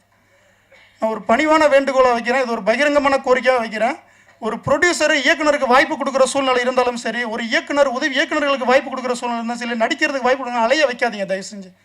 என்னெல்லாம் ஒரு டைரக்டர் வந்து 2000 2005 வரைக்கும் 5 வருஷம் அலைய வச்சிருக்கிறார். நான் இது அதுக்காக சொல்ல வரல. வாய்ப்பு இல்லைன்னா இல்லைன்னு சொல்லுங்கள், இல்லைன்னா எனக்கு காலதாமதம் ஆகும்னு சொல்லுங்கள். அவங்களுடைய அந்த யங்ஸ்டர்ஸ் உள்ள இண்டஸ்ட்ரிக்குள்ளே வராங்கல்ல, அவங்களுடைய நேரங்களையும் மாதங்களையும் வருடங்களையும் விரயமாக்காதீங்க, அவங்கள அலக்களிக்காதீங்க. அந்த பாவங்களும் அவங்கள சும்மா விடாது. நீங்கள் ஜெயிக்க முடியாது, முதல்ல நீங்கள் ஜெயிக்க முடியாது. என்ன அலைய விட்ட அந்த இயக்குனர் நீங்கள் அப்படியே தான் இருக்கிறாரு. நான் 4 படம் பண்ணிட்டேன் நான். ஸோ அந்த பாவங்களை வந்து கொட்டிக்காதீங்க. கதை சொல்ல வர்றாங்கன்னா ப்ரொடியூசர் எங்கள் இனத்துக்கு தான் சொல்கிறேன், தயாரிப்பாளர் இனத்துக்கு தான் சொல்கிறேன். கதை சொல்கிறதுக்கு ஒரு டைரக்டர் வர்றாங்கன்னா உங்களால் இப்போ படம் பண்ண முடியலையா, அதை நீங்கள் தெளிவாக எடுத்து வச்சுருங்க. அவங்கள அலக்கழித்து அவங்களுடைய வாழ்வியலை வந்து நீங்கள் வந்து பாழாக்காதீங்க. அது ஒரு பணிவான வேண்டுகோளை வச்சிடுறேன். ஸோ தொடர்ந்து வந்து தயாரிப்பாளர்கள் வந்து நசுக்கப்பட்டுக்கிட்டு தான் இருக்காங்க. சினிமா செழிப்பெல்லாம் இல்லை, சினிமா செழிப்பாக இருக்குன்னுலாம் யாரும் இங்கே சொல்லாதீங்க. சொன்னீங்கன்னா எனக்கு வந்து ஒரு 5 கோடி முதலீடுக்கு உள்ளே இருக்கக்கூடிய படங்கள் வந்து சமீபத்தில் ஒரு 6 மாதத்தில் வெற்றி படங்கள் வந்து எனக்கு அடுக்கி காட்டுங்க. எந்த தயாரிப்பாளர் வந்து முதலீடு வந்து வெற்றிகரமாக எடுத்திருக்கிறாங்கன்னு சொல்லுங்கள். ஏன்னா இங்கே வந்து ஒரு வரையறுக்கப்படவில்லை. திரைப்படங்கள் வந்து எடுப்பதிலும் வெளியிடுவதிலையும் அதை திரையிடுவதிலும் வருமானத்தை ஈட்டுவதிலும் வந்து எதுவுமே இல்லைங்க. ஒரு புக் மை ஷோக்காரன் சம்பாதிக்கிறாங்க, ஒரு டிக்கெட் நியூஸ் சம்பாதிக்கிறாங்க, ஒரு டிஸ்ட்ரிக்ட் ஆஃப் சம்பாதிக்கிறாங்க. ஆனால் ப்ரொடியூசர்ஸ்க்கு எதுவும் இல்லை. டிஸ்ட்ரிபியூட்டர் சம்பாதிக்கிறான், எக்ஸிபியூட்டர் சம்பாதிக்கிறான், ஒரு தேட்டரில் பெருக்கிற அந்த லேபர்ஸ் சம்பாதிக்கிறாங்க. எல்லாருக்குமே பெனிஃபிட் இருக்குது. ஆனால் அந்த கடைசி அந்த ப்ரொடியூசருங்கிறது ஒரு பாவப்பட்ட ஒரு ஜென்மம் தான் இந்த தயாரிப்பாளர் இனம். ஸோ தயாரிப்பாளர்கள் பாதுகாக்கப்பட வேண்டும். தயாரிப்பாளர்கள் நன்றாக இருந்தால் மட்டும்தான் தமிழ் சினிமா எழுச்சி வரும், வளர்ச்சி வரும். நன்றி. ஆல் பாஸ் மாபெரும் வெற்றியடைய வேண்டும். இந்த தயாரிப்பாளர் நல்ல வருவாயை ஈட்ட வேண்டும். இந்த படத்தில் நிறையா கேரக்டர் ஆர்டிஸ்ட் எல்லாமே லெஜண்ட், எல்லாருமே அவ்வளோ அருமையாக பண்ணக்கூடியவங்க. அதை நீங்கள் பார்த்துருப்பீங்க. ஸோ இந்த படம் வந்து அடுத்து ஒரு மேடை இது போன்ற ஒரு இசை வெளியீட்டில் நடப்பதற்கு இவர்களை நான் பாராட்டுவதற்கு ஒரு முன்னுதாரணமாக இந்த படம் மாபெரும் வெற்றியடைய வேண்டும் என்று வாழ்த்தி விடைபெறுகிறேன். நன்றி பெறுகிறேன். நன்றி, வணக்கம். அடுத்ததாக இங்கே வந்து பேச இருப்பவர் மகாநதி ரமணா. இந்த படங்கள் மூலமாக யதார்த்தமான காட்சிகளை கொடுத்ததும், ஐயன், காப்பான் இந்த மாதிரியான படங்கள் மூலமாக உலகத்தரம் வாய்ந்த காட்சிகளையும் வந்து நமக்காக கொடுத்துருக்காரு. தொடர்ந்து கேமரா கோணங்களில் என்றும் புதுமையை புகுத்தி கொண்டிருக்கும் ஒளிப்பதிவாளர் திரு MS பிரபு அவர்களை பேசுமாறு அன்புடன் அழைக்கின்றோம். வணக்கம் அனைவருக்கும்.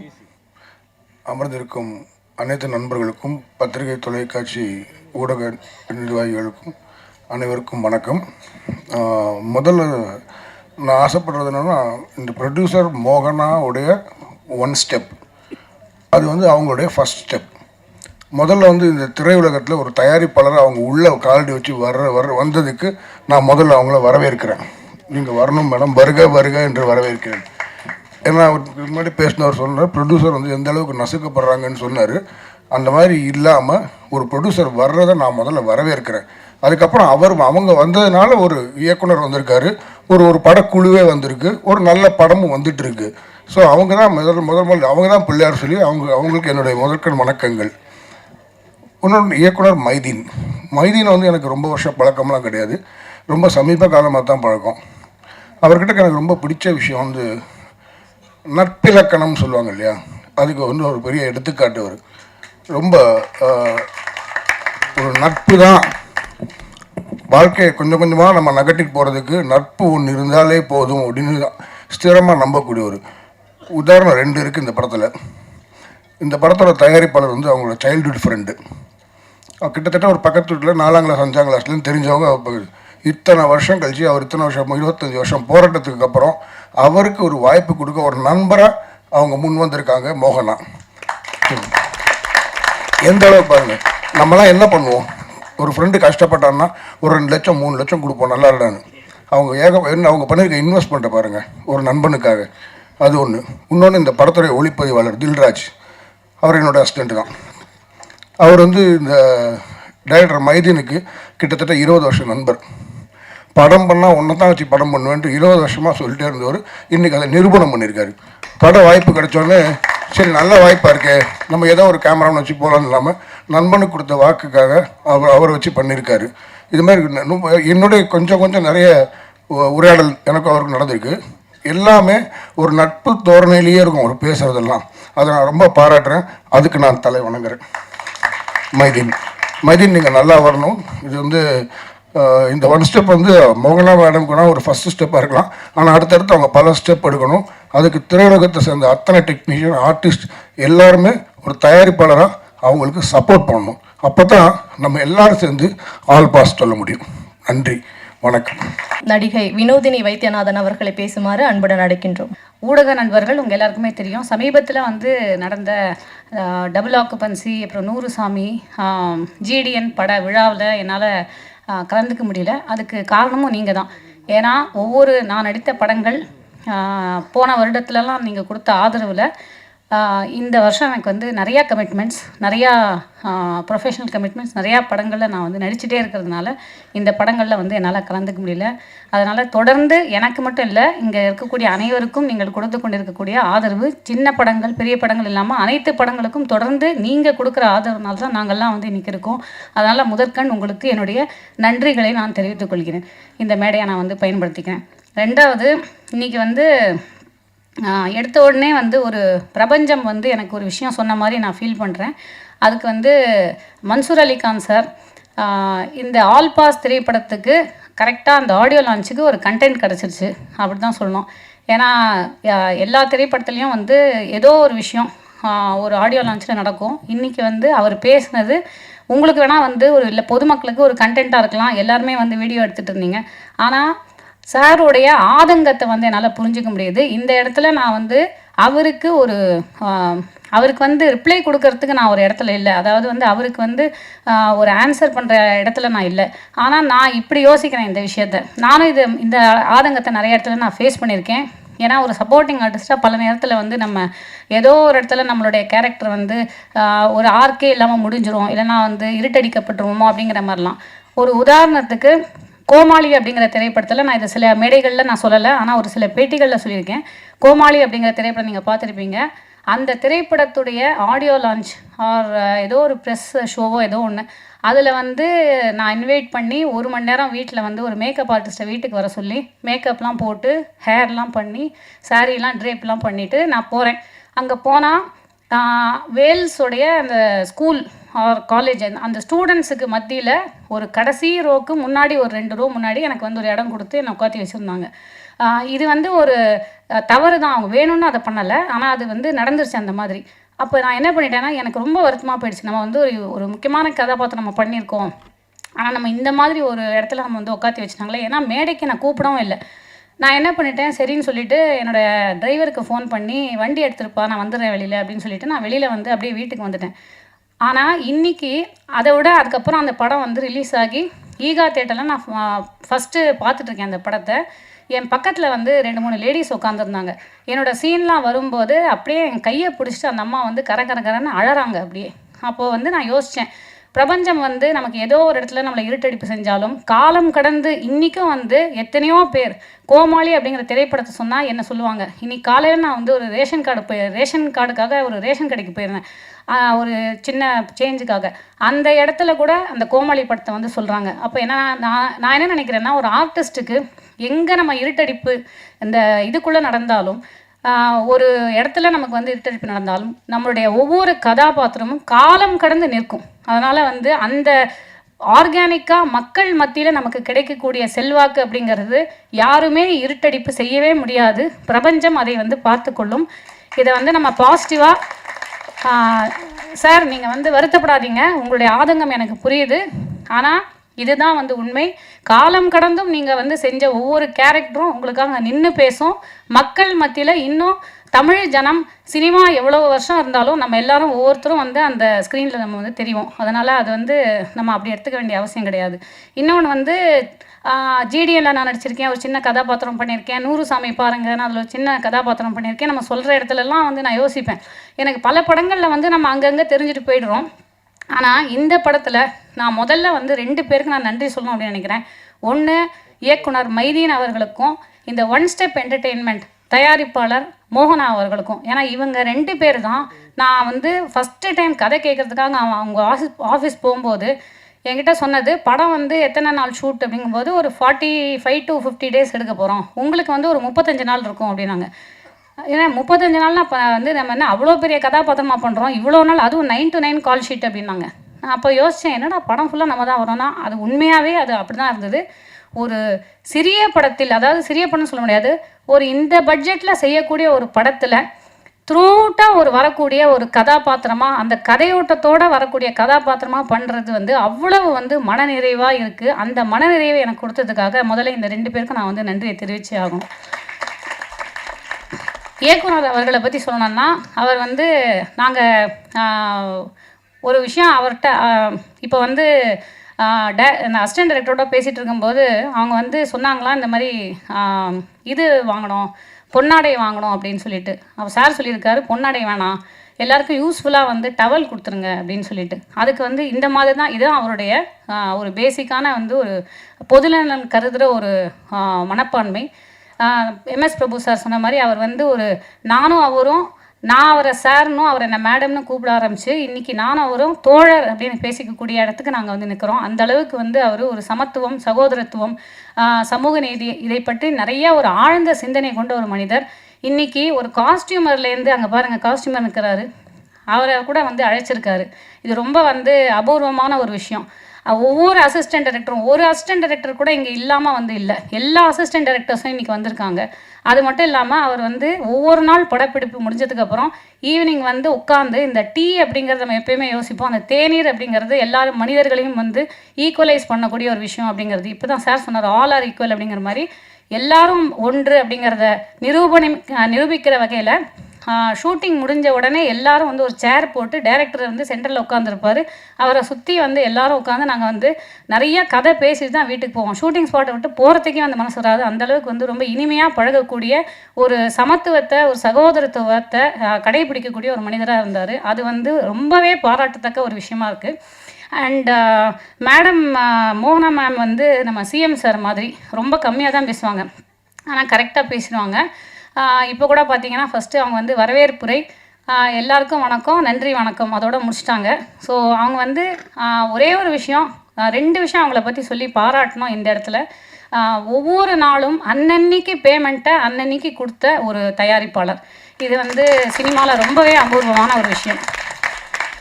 2வது, அவங்க ஒரு பக்கம் வந்து தயாரிப்பாளர், இன்னொரு பக்கம் ஆர்டிஸ்ட்டு. காலையில் வருவாங்க, அவங்க வந்து எல்லாரோடையும் தனியாக ரூமில் போய் கேரவனில் போய் சாப்பிட்றதுலாம் இல்லை, எல்லா டெக்னீஷியன்ஸோடு வந்து ஃபுட்டு சாப்பிடுவாங்க. சாப்பிட்டு முடிச்சு அவங்க வந்து மேக்கப் போட்ட உடனே தயாரிப்பாளர் அப்படிங்கிற அந்த ஹேட்டை வந்து கழட்டி வச்சுட்டு ஒரு ஆர்டிஸ்ட்டாக மாறிடுவாங்க. எங்கள் கூட அப்படியே நடித்து கடைசியில் வந்து ஈவினிங் அதை முடிக்கும்போது தான் அவங்க திருப்பி தயாரிப்பாளராக மாறுவாங்க. அந்த 2 அவதாரத்தையும் ரொம்ப அழகாக, இது வந்து அவங்க, நான் இந்த இடத்துல ஏன் பெருமைப்படுறேன்னா, ஒரு பெண்ணாக இருந்து அவங்க இதை செஞ்சுருக்காங்க.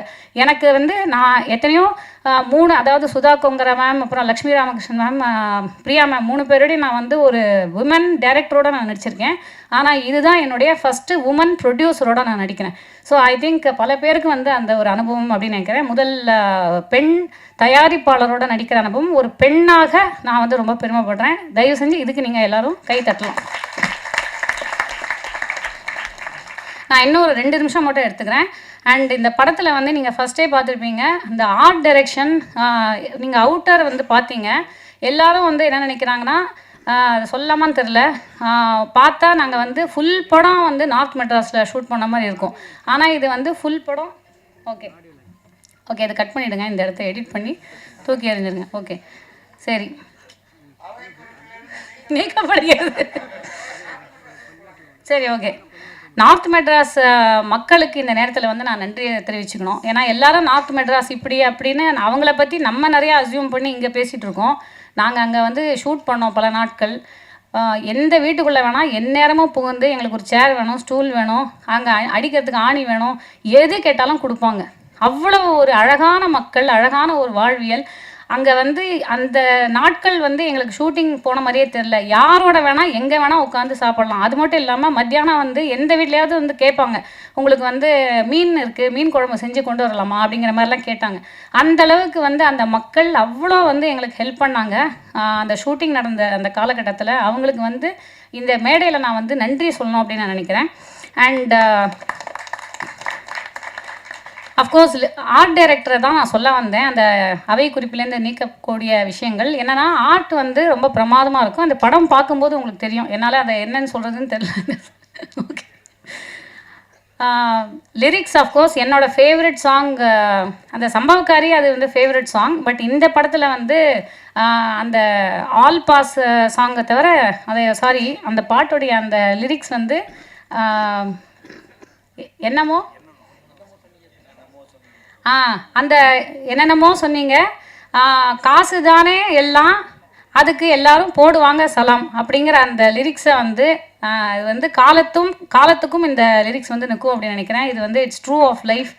ஸோ இந்த லிரிக்ஸ் மட்டும் இல்லாமல் பல யதார்த்தமான பாடல்களை வந்து எழுதின மோகன்ராஜன் சார் அண்ட் விழாவின் நாயகன் அஃப்கோர்ஸ் ஜேம்ஸ் வசந்தன் அவர்கள். எல்லாரும் சொல்லிட்டாங்க அவரை பற்றி. அதாவது சுப்பிரமணியபுரத்துலேருந்து இன்றைக்கி வரைக்கும் அவரோட ஜேர்னி வந்து ஹஸ் பீன் வெரி இன்ஸ்பைரிங். அதில் முக்கியமாக வந்து சமீபத்தில் அவர் இளைஞர்களோட அவர் தன்னுடைய ரொம்ப ஒரு கொள்கை ரீதியான கொள்கை பிடிப்போட அவர் வந்து ஷேர் பண்ணிக்கிட்ட அவருடைய அரசியல் ரீதியான அரசியல் அப்படின்னு மட்டும் சொல்லாமல், அது வாக்கரசியல் அதுக்குள்ளேயே நான் போகலை, ஆனால் ஒரு அரசியல் ரீதியான ஒரு பார்வை அது வந்து அவருடைய ஒரு வேறு ஒரு பரிமாணத்தை இந்த உலகத்துக்கு வந்து காமிச்சிது அப்படின்னு நினைக்கிறேன். அது வந்து எனக்கு ரொம்ப ரொம்ப இன்ஸ்பைரிங்கான ஒரு விஷயமா இருந்தது. ஏன்னா எந்த ஒரு இடத்துலையும் அவர் வந்து ஒரு பிசகாமல் அந்த விஷயங்களை வந்து இளைஞர்களோட, அதுவும் இளைஞர்களாக வந்து அவங்க மதித்து அவர்களை எந்த ஒரு இடத்துலையும் வந்து அந்த இளைஞர்களை ஒரு டாக் டவுன் டூ அப்படிங்கிற மாதிரி செய்யாமல் ரொம்ப அழகாக அவங்கள வந்து கையாண்ட விதம் நீங்கள் எல்லாருமே பார்த்துருப்பீங்க. அது வந்து அவருக்கு ரொம்ப பெரிய ஒரு என்னுடைய பார்வையில் அவர் எங்கேயோ வந்து எலிவேட் பண்ணிடுச்சு.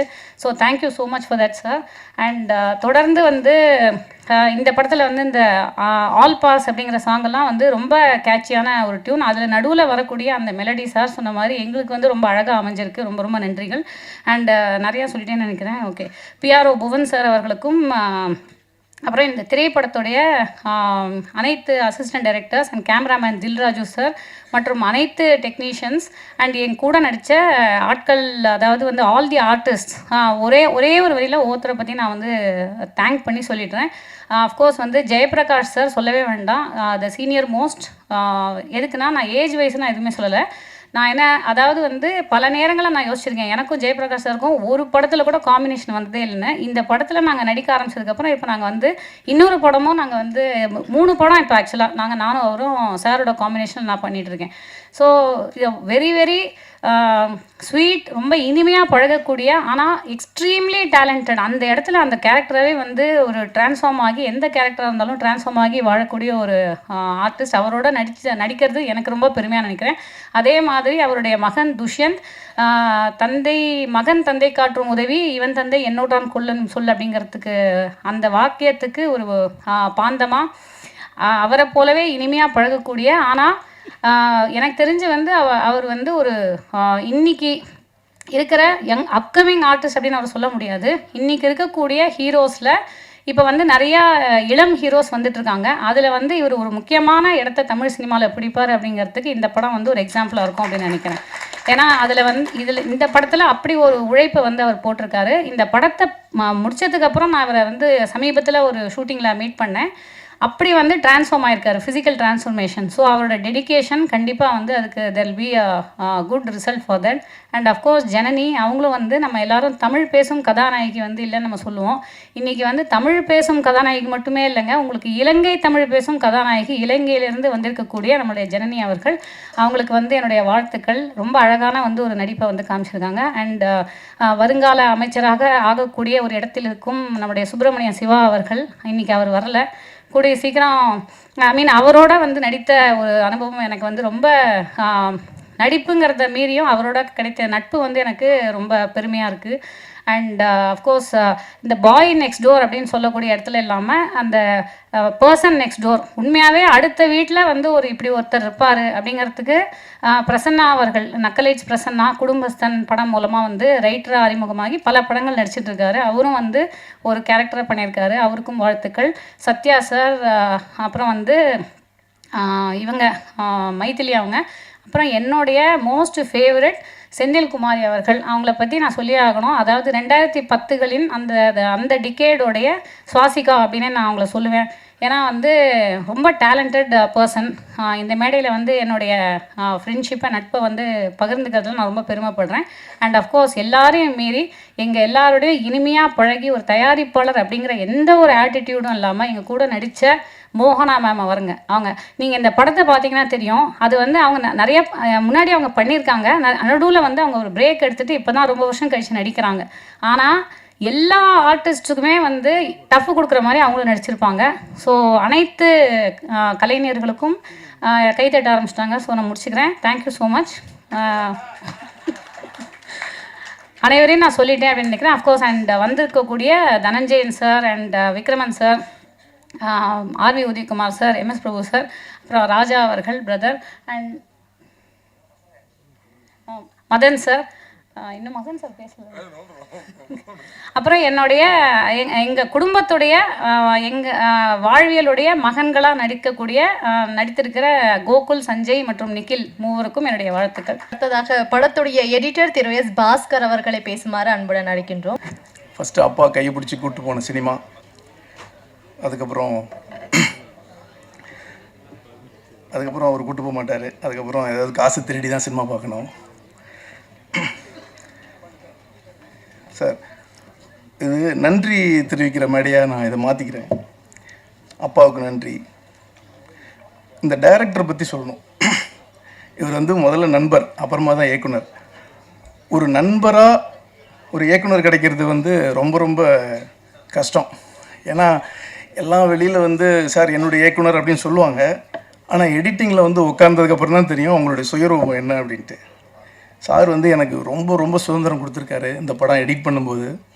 சார் நீங்கள் என்ன வேணால் பண்ணுங்கள், ஃபைனலாக என்னை கூப்பிட்டு காமிங்க, நான் வந்து எடிட்டிங்கே வரமாட்டேன் அப்படின்னு சொல்லி ஆரம்பித்தது. ஆனால் என் வீட்டில் ஒரு சின்ன துக்கம் ஒன்று நடந்துச்சு. அன்றைக்கி வந்து யாருக்கு ஃபோன் பண்ணுறதுன்னு தெரில. ஏன்னா நம்ம ஒரு கேபின்லேயே இருந்துடுறோம் இல்லைங்களா. எடிட்டிங் வந்து வெளி உலக இது ஷூட்டிங்க்கே போகிறதில்ல, எப்போயாவது ஆன்லைன் கூப்பிட்டா தான் போகிறது. மனைவி ஒரு நாள் திடீர்னு தவறிட்டாங்க. ஃபஸ்ட்டு வந்து நின்னார் அவர் தான். அவர் வந்து நின்று அந்த விஷயம் எல்லாமே அவர் தான் பண்ணார். இது ஏன் இங்கே பதிவு பண்ணுறேன்னா, இந்த சினிமா பெரிய சப்போர்ட்டாக இருந்தது என்னோடய ஒய்ஃப். ஏதாவது கஷ்டம் அப்படின்னா நகையை கொடுத்து நீங்கள் ஏதாவது வச்சு யாராவது டைரக்டர்கிட்ட போய் ஒரு ஷார்ட் ஃபிலிம் எடுத்து காமிங்க அப்படின்னு சொன்னாங்க. அவங்க இங்கே இன்றைக்கி இல்லை, ஆனால் அன்றைக்கி நடந்த அன்றைக்கி டைரக்டர் தான் வந்து நின்னார். இது நான் ஆக்சுவலி இங்கேருந்து ஆரம்பிச்சிருக்கக்கூடாது. ஜேம்ஸ் வசந்தன் சாருக்கு, விழாவின் கதாநாயகன் ஜேம்ஸ் வசந்தன் சாருக்கு தான் ஃபஸ்ட்டு நன்றி சொல்லணும். 17 வருஷம் கழிச்சு நாங்கள் 2 பேரும் ஒன்றா ஒரு படத்தில் மீட் பண்ணுறோம். பசங்க படத்தில் எனக்கு அவர் ஃபஸ்ட்டு படம். அவருடைய இசை வந்து அப்படியே பிரமிச்சு, நான் முதல் படம் வாய்ப்பு கிடச்சி பாண்டியராஜ் சாருடைய டைரக்ஷன் ஆரம்பித்து படம் எடிட் பண்ணுறோம். அவருடைய பாட்டு இன்னும் வரல, ஆனால் பாட்டுக்கான மாண்டேஜ் ஷூட் எல்லாம் முடிஞ்சிருச்சு. லிரிக் வந்து கொடுத்துட்டாங்க. எனக்கு லிரிக்கை வச்சு ஃபஸ்ட்டு ஒரு எடிட்டிங் பண்ணேன். எடிட்டிங் பண்ணி முடிச்சுட்டு சாரோட பாட்டு வந்த உடனே எடுத்து அதில் இந்த ரிதம் பீட்டு கட் பண்ணி காமிச்சோடனே பாண்டியராஜ் சார் ஃபஸ்ட்டு அழுகுறாரு. அவரால் அந்த முதல் பாட்டை ஃபஸ்ட்டு அந்த படத்தில் வந்து பாட்டு தான் ஃபஸ்ட் எடிட் பண்ணோம். அந்த பாட்டை கேட்டு அழுகுறேன். நான் வந்து ஏதோ மிஸ்டேக் பண்ணிட்டோமோ அப்படின்னு சொல்லிட்டு எனக்கு வேறு பயம். ஆனால் அவர் வந்து சந்தோஷத்தில் அழுகுறாரு. நான் சார் பார்த்தோன்னே கேட்டேன், சார் ரொம்ப கஷ்டப்பட்டு எடிட்டிங் பண்ணுறோம், ஆனால் பேரெல்லாம் நீங்கள் வாங்கிட்டு போயிடுறீங்க, என்ன சார் அது அப்படின்னேன். அது ஒரு வார்த்தை சொன்னார். ஆக்சுவலி அவருக்கு மறந்துருப்பார், 17 வருஷம் ஆகிடுச்சு. இசை தாயா எல்லாரையும் போய் ரீச் பண்ணோம் நீங்கள் அப்படின்னு வார்த்தை சொன்னார். ஆமாம் சார், உண்மைதான். அதுக்கப்புறம் வந்து இந்த படத்தில் நாங்கள் வந்து எதுவும் எந்த பிளானும் எதுவும் பண்ணிக்கல, அதுவே அமைஞ்சுது. இப்போ எல்லாம் சொன்னாங்க தெரியுங்களா, பிரபஞ்சம் வந்து உங்களை கரெக்டாக அந்த இடத்துல கொண்டு வந்து நிற்கும்னு சொல்லி. இந்த படத்தை நான் சார்கிட்ட கேட்டேன், சார் மியூசிக் யார் சார் அப்படின்னு கேட்டேன். போன படம் ஜிவி பிரகாஷ் சார் பண்ணியிருந்தார், என்னோடய பிரேக்ஃபாஸ்ட்னு ஒரு மூவி. இந்த படம் யாருன்னு எனக்கு தெரியல. அப்போ சார்கிட்ட கேட்டும்போது, sir James Vasanth sir wow, எல்லாம் இந்த பசங்க படம் ஒரு 17 வருஷம் கழித்து அந்த பசங்க படத்தில் நடித்த சந்திகுமாரி அவங்க, அடுத்து ஜேபி சாரு, எல்லாம் நான் எடிட்டரு, எல்லாமே ஒரு மாதிரி திருப்பி ஒரு மாதிரி ரீயூனியன் மாதிரி இந்த படம் வந்து அமைஞ்சுது. ஆக்சுவலி பசங்க படத்தில் வந்து பாண்டியராஜ் சார் வந்து சிவா சார் அவங்க ஜோடியாக நடிச்சிருப்பாங்க. என்னை கூப்பிட்டு கேட்டார், சார் நீங்கள் ஜோடியாக நடிக்கிறீங்களான்னு. சார் நான் நடிக்கலாம் வரல, நான் ஃபஸ்ட் படம் எடிட்டிங் ஒழுங்காக பண்ணுறேன்னு தெரில, நான் நடிக்க மாட்டேன் அப்படின்ட்டேன். இப்போ தான் அந்த உண்மை இவங்களுக்கு தெரியும். இவங்களோட ஜோடியாக என்னை கோத்து விட பார்த்தார் பாண்டியராஜ் சார். நிறைய இந்த படத்தில் இன்ட்ரெஸ்டிங்காக எடிட்டிங் பொறுத்த மட்டும் எடிட்டிங்காக சொல்லணும், ஏன்னா நிறைய சொல்லணும்னு நான் ஆசைப்பட்டேன். முதல்ல சுதந்திரமாக இந்த படத்தை எடிட் பண்ணுறதுக்கு வாய்ப்பு கொடுத்த மோகனா மேடத்துக்கோ இல்லை டைரக்டருக்கோ நான் திருப்பி நன்றி சொல்லிக்கிறேன். ஏன்னா நன்றி வந்து மறுபடியும் இந்த டீம் திருப்பி இன்னொரு படம் ஒரு பெஸ்ட் மூவி பண்ணோம் அப்படின்னு நான் நம்புகிறேன். இந்த படம் வந்து ஏன் ரொம்ப ரொம்ப வித்தியாசமான படம் அப்படின்னு நான் சொல்லணும்னா, இந்த படம் ஆடியன்ஸுக்காக இல்லை, இந்த படம் வந்து இங்கே இருக்கிற இயக்குநர்களுக்கே ஒரு பாடமாக இருக்கும்னு நினைக்கிறேன். ஏன்னா இவங்கெல்லாம் சொல்லிட்டு இருந்தாங்க இல்லைங்களா, நார்த் மெட்ராஸ்லாம் வந்து ஒரு வன்முறை காட்சிகளாக தான் நிறைய படம் வந்திருக்கு, இந்த படம் அப்படி இல்லை அப்படின்ட்டு. அப்பட்டமான உண்மை. இந்த படம் நீங்கள் பார்த்தீங்கன்னா, ஓ இப்படி கூட படம் எடுக்கலாமா அப்படிங்கிறதுக்கு ஒரு லெசன் இந்த படம். ஏன்னா இயக்குனர் வந்து, நான் இந்த படத்தில் சொல்லிகிட்டே இருப்பேன், சார் எந்த இடத்துலையுமே வேறு படத்தோட சாயலோ வேறு படத்தோட காட்சி அமைப்போ எதுவுமே இல்லை, நீங்கள் வந்து சைலண்ட்டாக காலரை தூக்கி விட்டுங்க, அந்த படம் உங்களை எங்கேயோ கொண்டு போய் நிறுத்தும். இந்த படத்தில் ஒரு பணம் காமிக்கிறீங்கள, அந்த படம் உங்களுக்கு திருப்பி வரும் அப்படின்னு நான் சொல்லுவேன். நான் சொல்லியிருக்கேன் அவர்கிட்ட. ஏன்னா நம்ம வந்து என்ன ஹேண்டில் பண்ணுறோமோ, ரத்தமும் வெட்டு குத்து காயங்களுமா சொன்னால் அது என்ன நடக்கும்னு எனக்கு தெரியல. ஆனால் அந்த படத்தில் ஒரு அழகான ஒரு விஷயம் பண்ணியிருக்காரு. ஒரு குடும்பம், ஒரு பணம், இதெல்லாம் இந்த ட்ரைலர்லாம் பார்த்துருப்பீங்க. அது வந்து உங்களுக்கு திருப்பி வரும் சார், பல மடங்காக திரும்பி வரும். நீங்கள் வந்து நீங்கள் கவலையே பட வேணாம், பிஸ்னஸ் ஆகுமா பெரிய அதெல்லாம் இல்லை சார், எடுத்துகிட்டு போகும் சார் அது அப்படின்னு நான் அவருக்கு நான் நிறைய டைம் சொல்லியிருக்கேன் அவர்கிட்ட. கூட நான் ஆன்லைன் எடிட்டிங் கொஞ்ச நாள் போயிருந்தேன். அப்போ தான் இந்த ஆர்டிஸ்ட் எல்லாமே கொஞ்சம் எல்லாமே அவங்க சொன்னது எல்லாமே உண்மை.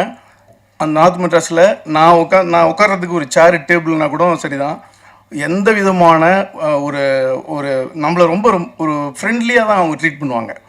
அவ்வளோ நான் அங்கே ஃபுல்லாகவே ஆன்லைன் எடிட்டிங் பண்ணோம். அந்த படம் ரொம்ப நல்லா வந்திருக்கு.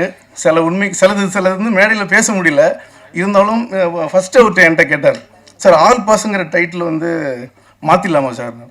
சார் யார் சொன்னாலும் மாற்றாதீங்க, இந்த டைட்டில் வந்து பாஸ், அதாவது ரொம்ப ரொம்ப சூப்பரான ஒரு வைப்ரேஷனான டைட்டில், இதை மாற்றவே மாற்றாதீங்க அப்படின்னு நான் சொல்லியிருந்தேன். ஆனால் அவர் நடுவில் நிறைய பேர் சஜஷன்லாம் சொன்னாங்க, ஒரு வேளை மாற்றிடுவாரோ அப்படின்னு ஒரு சின்ன பயம் இருந்துச்சு. ஆனால் இது இங்கே கொண்டு வந்து நிறுத்திடுச்சு, மாற்றலை, பாஸ் பண்ணிட்டோம். அடுத்த படம் வந்து டிஸ்டிங்ஷன் தான். Thank you sir, thank you. தொடர்ந்து படத்தில் ஒரு முக்கியமான ரோல் நடிச்சிருக்கக்கூடிய செந்தி குமாரி அவங்கள பேசுமாறு அன்புடன் அழைக்கிறோம். வந்திருக்க எல்லாருக்கும் வணக்கம். இந்த அழகான படத்தில் இந்த நிகழ்ச்சியில் கலந்துக்கிட்டதுக்கு ரொம்ப சந்தோஷம். நான் என்ன பேசணும்னு நினச்சேனோ அதையெல்லாம் என்னோடய தோழி வினோதினி பேசிட்டாங்க. நேரம் வேறு குறைவாக இருக்குது. ஃபஸ்ட்டு நன்றியை சொல்லிக்கிறேன். என்னோடய இயக்குனர் எனக்கு மிகப்பெரிய கேரக்டர் கொடுத்துருக்காங்க இந்த படத்தில், அதுக்கு ரொம்ப நன்றிங்க சார். மோகனா மேடம் என்னோட டார்லிங், அவங்க வருவாங்க, அவங்க ஸ்பாட்டுக்கு வந்துட்டு ரொம்ப இயல்பாக இருப்பாங்க, சின்ன சின்ன டிப்ஸ் எல்லாம் சொல்லுவாங்க, ரொம்ப சந்தோஷமாக இருக்கும். அப்புறம் இதில் உழைச்ச இயக்குனர், இசையமைப்பாளர் மற்றும் என்னோட படக்குழுவினர் எல்லாருக்கும் ரொம்ப நன்றியை தெரிவித்துக்கிறேன். அந்த படம் மிகப்பெரிய வெற்றியடைன்னு வேண்டிக்கிறேன். Thank you you much. வெற்றி படங்களில் முக்கிய அங்கமாக வகித்திருக்கக்கூடிய திரு அருவி மதன் அவர்களை பேசுமாறு அன்புடன் நடிக்கிறோம். இந்த படத்துலேயும் ஒரு முக்கியமான கதாபாத்திரத்தில் நடிச்சிருக்காரு. பைசன் படம் நடிக்கும் போது அந்த வருஷத்தில் ஒரே ஒரு படம் தான் நடிக்க முடிஞ்சிச்சு, என்ன ஒரு மீசா கேட்டப்னு. அதுக்கப்புறமா இந்த வருஷத்தில் வந்து நிறைய படங்கள் நடிச்சிட்ருக்கேன். அதில் ஆல் பாஸ் ரொம்ப முக்கியமான படம். ஏன்னா அந்த போஸ்டரே நமக்கு ஒரு அழகான கதை சொல்லுது. அதில் இருக்கக்கூடிய கதாபாத்திரங்களாக இருக்கட்டும், அந்த போஸ்டர் டிசைனாக இருக்கட்டும், அதில் ஒர்க் பண்ண டெக்னீஷியன்ஸாக இருக்கட்டும், எல்லாருமே அவங்கவுங்க பங்குக்கு ரொம்ப சிறப்பாக வேலை பார்த்துருக்கோம். ஜேபி சார் எப்பயுமே ரொம்ப பிடித்தமான ஒரு மனிதர் அவர். ஸோ அவர் படத்தில் நடிக்கிறாங்கிறது சந்தோஷம். இயக்குனர் மைதீன் சாருக்கு பெரிய நன்றி இந்த படத்துக்கு வாய்ப்பு கொடுத்ததுக்கு. தயாரிப்பாளர்களுக்கு நன்றி. இந்த படம் கண்டிப்பாக பெரிய வெற்றி படமாகும். அது உங்கள் கையில் இருக்குது. படத்தை பாருங்கள், படத்தை பற்றி நிறைய எழுதுங்க, படத்தை வெற்றி அடைய செய்யுங்க. நன்றி. பாடலாசிரியர் மோகன்ராஜன் அவர்களை பேசுமாறு அன்புடன் அழைக்கின்றோம். அனைவருக்கும் வணக்கம். யாதுமாகி படத்தில் என்னோடய முதல் பாடல் வரிகளை எல்லாத்துக்கும் ஆல் பாஸ் கொடுத்து சினிமாவில் ஒரு ஆளாக பாஸ் பண்ண வைத்த என்னுடைய வாத்தியார், என்னுடைய அண்ணா ஜேம்ஸ் வசந்த் சாருக்கு என்னுடைய நன்றிகள். ஒரு சின்னதாக ஒரு விஷயம் சொல்லிடுறேன். நான் வந்து அவரை பார்க்க போகும்போது எனக்கு ஒரு நிறைய பயம் இருந்தது. அப்போ அவரை மீட் பண்ணோடனே புத்தகம் ஏதாவது எழுதியிருக்கியான்னு கேட்டார். இல்லை சார், சம்பாதிக்கிற சம்பாத்தினைக்கு புத்தகம்லாம் போட முடியாது அப்படின்னு. சரி, ஏதாவது கவிதை எழுதியிருக்கியா அப்படிங்கும்போது ஒரு 4 வரி கவிதை சொன்னேன். அதுக்கப்புறம் உடனே டியூன் கொடுத்துட்டாரு. அந்த பாட்டெலாம் முடிச்சதுக்கப்புறம், சார் எப்படி சார் கொடுத்தீங்க அந்த பாட்டு அப்படின்னு. நீ சொன்ன 4 வரி இருக்குல்ல, அதுக்கு நம்ம டியூன் பண்ணுவோம் அப்படின்னாரு. இன்ன வரைக்கும் பண்ணல, கண்டிப்பாக ஃபியூச்சரில் பண்ணுவோம் சார். அந்த வரிகளை சொல்லிடுறேன். இருக்கிறது இல்லை தொடுவானம், இல்லை இருக்கிறது காற்று, இருக்கிறதா இல்லையா கடவுள், இருக்கவும் செய்கிறது இல்லாமலும் போகிறது வாழ்க்கை. ரொம்ப ஹாப்பி சார். ரொம்ப இன்றைக்கி இந்த பதிவு பண்ணுறதுல ரொம்ப சந்தோஷம் சார். அதுக்கப்புறம் முதல் பாடல் வெளியாகவே இல்லை. ஒரு வாரத்தில் எனக்கு கால் பண்ணி ஒரு ஃபோக் சாங் கொடுத்தாரு. அது வேற ஒரு படம், வெட்டாட்டம்னு வந்த ஒரு படம். ஆனால் அது ஈசனில் வந்தது. நான் வந்து 4 மணி நேரம் தான் டைம் இருக்குது, சீக்கிரம் முடிச்சாகணும் அப்படின்னாரு. அப்படி 4 மணி நேரத்தில் எழுதின பாடல் தான் நீங்கள் இப்பயும் கொண்டாடுற ஜில்லா விட்டு ஜில்லா பாடல். சார், இன்ன வரைக்கும் அந்த பாடலை தாண்டி நான் ஒரு பாட்டு எழுதுவானான்னு எனக்கு தெரியல சார். அப்படி ஒரு பாடலை கொடுத்ததுக்கு பெரிய நன்றி. அவர் எனக்கு ஏன் வாத்தியார்னு சொன்னேன்னா, எல்லா பாடல்லையும் ஒரு கிளாஸ் எடுப்பார். நாளைக்கு எழுதினாலும் அதில் ஒரு கிளாஸ் எடுப்பார். அதில் ஒன்று எடுத்தார். என்னென்னா, கடைசி வரிகள் வந்து இங்கே வந்து நிற்கிறேன், எல்லாத்தையும் விற்கிறேங்கிற மாதிரி வரும். அதுக்கு நான் நிர்வாணத்தை விற்கிறேங்கிற மாதிரி எழுதியிருப்பேன். தம்பி, இது கவிதைக்கு நல்லாயிருக்கும், பாடலுக்கு நல்லா இருக்காது அப்படின்னு சொல்லி அப்புறம் எல்லாத்தையும் விற்கிறேன்னு சொல்லி மாற்ற வச்சது சார் தான். ரொம்ப ரொம்ப பெருமையாக இருக்குது சார். இந்த படத்தில் நான் 3 பாடல், இங்கே போட்ட 3 பாடல் நான் தான் பண்ணியிருக்கேன். ரொம்ப ரொம்ப ஹாப்பி. இன்னொரு சந்தோஷமான விஷயம், இந்த பாடலை வந்து விஜின்னு ஒரு சிங்கர் பாடியிருக்காங்க டூயட் பாடலில். அவங்க வந்து பாடவா டூயட் பாடலில் வந்து அவங்க எங்களோட பயணித்தவங்க. ஒரு அண்ணனா எனக்கு ரொம்ப ஹாப்பிமா. சார் வந்து கண்டிப்பாக உங்களை பற்றி சொல்வார். ரொம்ப ரொம்ப ஹாப்பி. மைதீன் சார் நான் சமீபத்தில் சந்தித்த ஒரு பெரிய ஒரு மனிதாமிக்க ஒரு நல்ல மனிதர். வாய்க்கு நிறைய கவிஞர். நான் ஒரே ஒரு முறை அலுவலகத்துக்கு வந்திருக்கேன். ஒவ்வொரு முறையும் கால் பண்ணும்போது நீங்கள் நேரில் வாங்கலை, நிறைய பேசணும்னு சொல்கிற வாஞ்சியாக கூப்பிட்ற இயக்குனர் வந்து 2 நாளைக்கு முன்னாடியே கவிஞரே கண்டிப்பாக நீங்கள் வந்துடணும் அப்படின்னாரு. நான் கவிஞருக்கு தகுதியான்னு எனக்கு தெரியாது. பாடலாசிரியர். இந்த வருஷம் கண்டிப்பாக புத்தகம் போடுவேன். அதுக்கப்புறம் நான் உங்களுடைய கவிஞரோட பட்டத்தை நான் எடுத்துக்கிறேன். சந்தோஷமாக இருக்குது. அதுக்கப்புறம் வந்து மோகனா மேம், என்னோட பேரை கேள்வியாக கேட்டால் நீ மோகனா அப்படின்னு கேட்டால் அதுதான் உங்கள் பேர். கண்டிப்பாக இந்த படம் பெரிய வெற்றி அடையும். வினோதினி மேம், நம்ம ஹவுஸ்மேட்ஸ் 100 சாமிக்கு அப்புறம் இந்த படம் உங்களோட நான் பயணிக்கிறேன். இந்த படமும் ஒரு பெரிய வெற்றி படமாக இருக்கும். பத்திரிகை நண்பர்கள், ஊடக நண்பர்கள் எல்லாருக்குமே பெரிய நன்றி. இந்த வருஷம் எனக்கு நிறைய ஹிட் படங்கள் கொடுத்ததுக்கு. அந்த வரிசையில் இந்த படமும் கண்டிப்பாக போய் சேரும். அதுக்கப்புறம் ஜேம்ஸ் வசந்தோட உதவியாளர் விபின், அவனும் இப்போ ஒரு கம்போசராக இருக்கான் சார். அவனுக்கு 3 பாடம் எழுதியிருக்கேன். அது உங்கள்கிட்ட சொன்னானான்னு தெரியல. அதை நான் இந்த ஸ்டேஜில் பதிவு பண்ணுறதுல சந்தோஷம். அதே மாதிரி துஷ்யந்த் பிரதர், நான் ஈசனில் நீங்கள் இன்ட்ரோ ஆகிருக்கீங்கன்னு நினைக்கிறேன். இந்த படத்தில் உங்களுக்கு நான் டூயட் பாடல் எழுதியிருக்கேன். ஜேம்ஸ் சாரோட அந்த இசை என்னோட வரிகளில் நீங்கள் வர்றது ரொம்ப ரொம்ப ஹாப்பி. ஏன்னா உங்கள் அப்பாவை எனக்கு அவ்வளோ பிடிக்கும் ஜேபி சார். நான் அவர்கிட்ட சொல்லிக்கிட்டே இருந்தேன். நான் வரிசை அந்த லப்பர் பந்து இந்த படம்லாம் சொல்லும்போது அந்த லிஸ்ட்டில் இந்த படமும் சேரணும்னு ஒரு மகனுக்காக வாஞ்சியாக அவர் கேட்டார், சொன்னார். கண்டிப்பாக அது அமையும் சார், உங்களுடைய எண்ணம் போல் அமையும் சார். அதே மாதிரி Vikraman sir, RV Udhayakumar sir எல்லாருக்குமே நன்றி. ஹேமா மேம், ரொம்ப ரொம்ப தேங்க்ஸ் மேம். நீங்கள் வந்து வரிகள் நல்லா இருக்குன்னு சொன்னது ரொம்ப ரொம்ப நன்றி. அக்கா, எங்களை வந்து நான் இது வரைக்கும் அவங்கள மேம் தான் சொல்லியிருக்கேன். அக்கா அண்ணன்னு இன்றைக்கி தான் பதிவு பண்ணுறேன். ஏன்னா உண்மையாக நான் சொல்லணும்னு நினைப்பேன், அது ஐஸ் வைக்கிற மாதிரி ஆயிருமோன்னு எனக்கு ஒரு சந்தோஷம். நான் ஒரு நல்ல இடத்துக்கு வந்துட்டு அவங்கள நான் பெருசாக உயர்த்தணும்னு ரொம்ப ஆசைப்பட்டேன் சார். ஒரே ஒரு விஷயம், டூரிஸ்ட் ஃபேமிலியில் வந்து சசிகுமாருக்கு ஒரு பெரிய வெற்றி படம் அமைஞ்சது. அதில் எல்லா பாடலும் நான் பண்ணதில் ரொம்ப ஹாப்பி சார். அதே மாதிரி இன்னொரு பெரிய வெற்றி படங்கள் நீங்கள் பண்ணுவீங்க. அதில் நான் ஒரு தலை சிறந்த ஒரு பாடலை பண்ணணும்னு ஆசைப்பட்றேன் சார். அதே மாதிரி ஆல் பாஸ் ஒரு அல்டிமேட் பாஸாக அந்த படம் வெற்றி அடைய வாழ்த்துக்கள். நன்றி. ஆல் பாஸ் படத்தில் ஒரு முக்கிய கதாபாத்திரத்தில் நடிச்சிருக்கக்கூடிய திரு விஜய் சத்யா அவர்களை பேசுமாறு அன்புடன் அழைக்கின்றோம். என்னுடைய நன்றி சொல்லணும்னா மைதீன் அண்ணன் வந்து டைரக்டரு. ஆனால் பட் எனக்கு அண்ணன் மாதிரி தான். ரொம்ப சோசியலாக பேசுவார். நம்ம நடிக்கிற சீன்ஸ் எப்படி இருக்குன்றத அழகாக முன்கூட்டியே சொல்லிட்டு போயிடுவார். இப்படி பண்ணுங்க சத்யா நல்லா இருக்கும் அப்படின்னு. ஆனால் அவர் சொல்லும் போதே முதல்ல ஆஃபீஸ் போகும்போது அது ஒரு பெரிய கதை, அவ்வளோலாம் வேண்டாம். ஆஃபீஸ் போனேன், நான் எப்பயும் பண்ணுற மாதிரி போலீஸ் தான் நினச்சி தான் உள்ளே போனேன். ஆனால் அங்கே போனோடனே அவர் சொன்னார், இல்லை கவுன்சிலர் அப்படின்னாரு. கவுன்சிலரா சார் அப்படின்னா சார் அதுவும் கொஞ்சம் டெரராக தான் இருக்குன்னு நினச்சேன். இல்லை டெரர் கிடையாது, இது காமெடி அப்படின்னாரு. ரொம்ப சந்தோஷமாக இருந்துச்சு. சரி ரொம்ப நாளைக்கு அப்புறம் ஒரு காமெடியாக பண்ணுறோமே அப்படின்னு. அவர் என்ன நினச்சாலும் தெரியாது. பட் அவர் என்கிட்ட சொன்னது வந்து, சத்யா இனிமேல் உங்களுக்கு வந்து இந்த படத்துலேருந்து வேற ஒரு இது கிடைக்கும், பரிமாணம் கிடைக்கும், நீங்கள் நம்புங்க அப்படின்னு பார்க்குற பட்டம்லாம் சொல்லுவார். அந்த மாதிரி இந்த படத்தில் வந்து ஆல் பாஸ், எல்லாருமே ஆல் பாஸ். இது மெயினாக வந்து மோகனா மேம் தயாரிப்பாளர், ரொம்ப நல்ல மனிதர் அவங்க. நீங்கள் சொன்ன மாதிரி உடனே காசு முடிஞ்ச உடனே அதை விட சந்தோஷம் வேறு என்ன இருக்குது. அவ்வளோ சந்தோஷமாக இருக்கும். அது வந்து ரொம்ப நாளைக்கு அப்புறம் இந்த ப்ரொடக்ஷனுக்கு மேலே தான் நான் பார்த்தேன். அவங்களுக்கு ரொம்ப நன்றி. இந்த படம் மாபெரும் வெற்றி அடைய உங்களுடைய தயவு கட்டாயம் வேணும். படம் வெற்றி அடைய வாழ்த்துக்கள் சார்.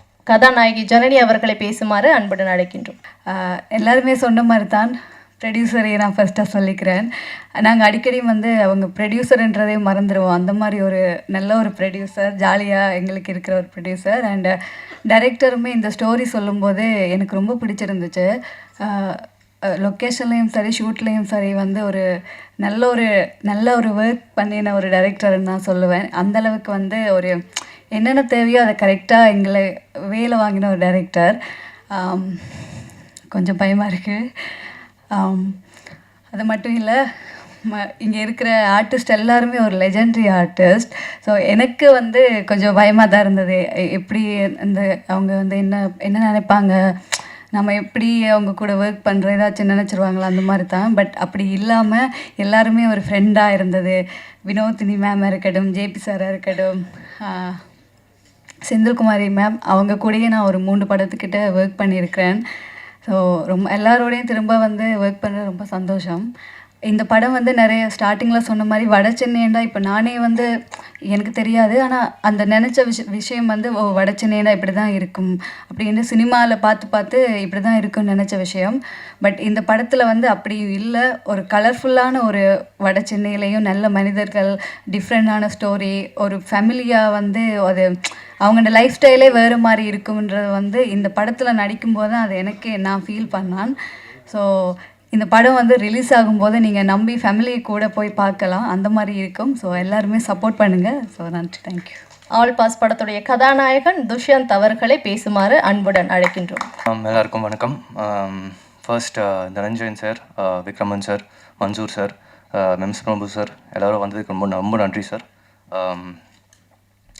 இந்த and first major thanks to எங்கள் டைரக்டர் அண்ட் எங்கள் ப்ரொடியூசர். என்னை நம்பி இந்த ஒரு பாசிட்டிவான ஒரு கேரக்டர் கொடுத்ததீங்க. எனக்கு ரொம்ப சந்தோஷமாக இருந்துச்சு. இந்த கேரக்டர் கண்டிப்பாக எனக்கு நான் பண்ண எல்லா படத்துலையும் கண்டிப்பாக இந்த கேரக்டரும் என் ஹார்ட்டில் கண்டிப்பாக நிற்கும். நிறைய ஆர்டிஸ்ட் நடிச்சிருக்காங்க இந்த படத்தில், நிறைய பார்த்ததே உங்களுக்கு தெரியும். நான் படம் பண்ணும்போது நான் ஃபுல்லாக அந்த ஃபேமிலி கூட தான் நான் ஷூட் பண்ணியிருந்தேன். அண்ட் மேஜர் போர்ஷன்ஸ் நான் ஜனனி கூட தான் ஷூட் பண்ணேன். ஸோ நான் படம் டப் பண்ணிகிட்டு இருக்கும்போது தான் நான் சார் கிட்டே கேட்டேன், இன்னும் எத்தனை ஆர்டிஸ்ட் இருக்காங்க படத்தில், செம்மையாக இருக்குது சார், கண்டிப்பாக இது வெற்றி படமாக அமையும் சார். ரொம்ப நன்றி சார், நீங்கள் என்ன சூஸ் பண்ணிங்க இந்த ஒரு கேரக்டர் பண்ணுறதுக்கு. ஏன்னா நான் ஹீரோவை விட ஐ திங்க் அப்பா தான் இந்த படத்தில் ஹீரோவாக நடிச்சிருக்காரு. அண்ட் நானும் அவரும் சேர்ந்து இந்த படம் வந்து 4வது படம் சேர்ந்து நடித்ததில்.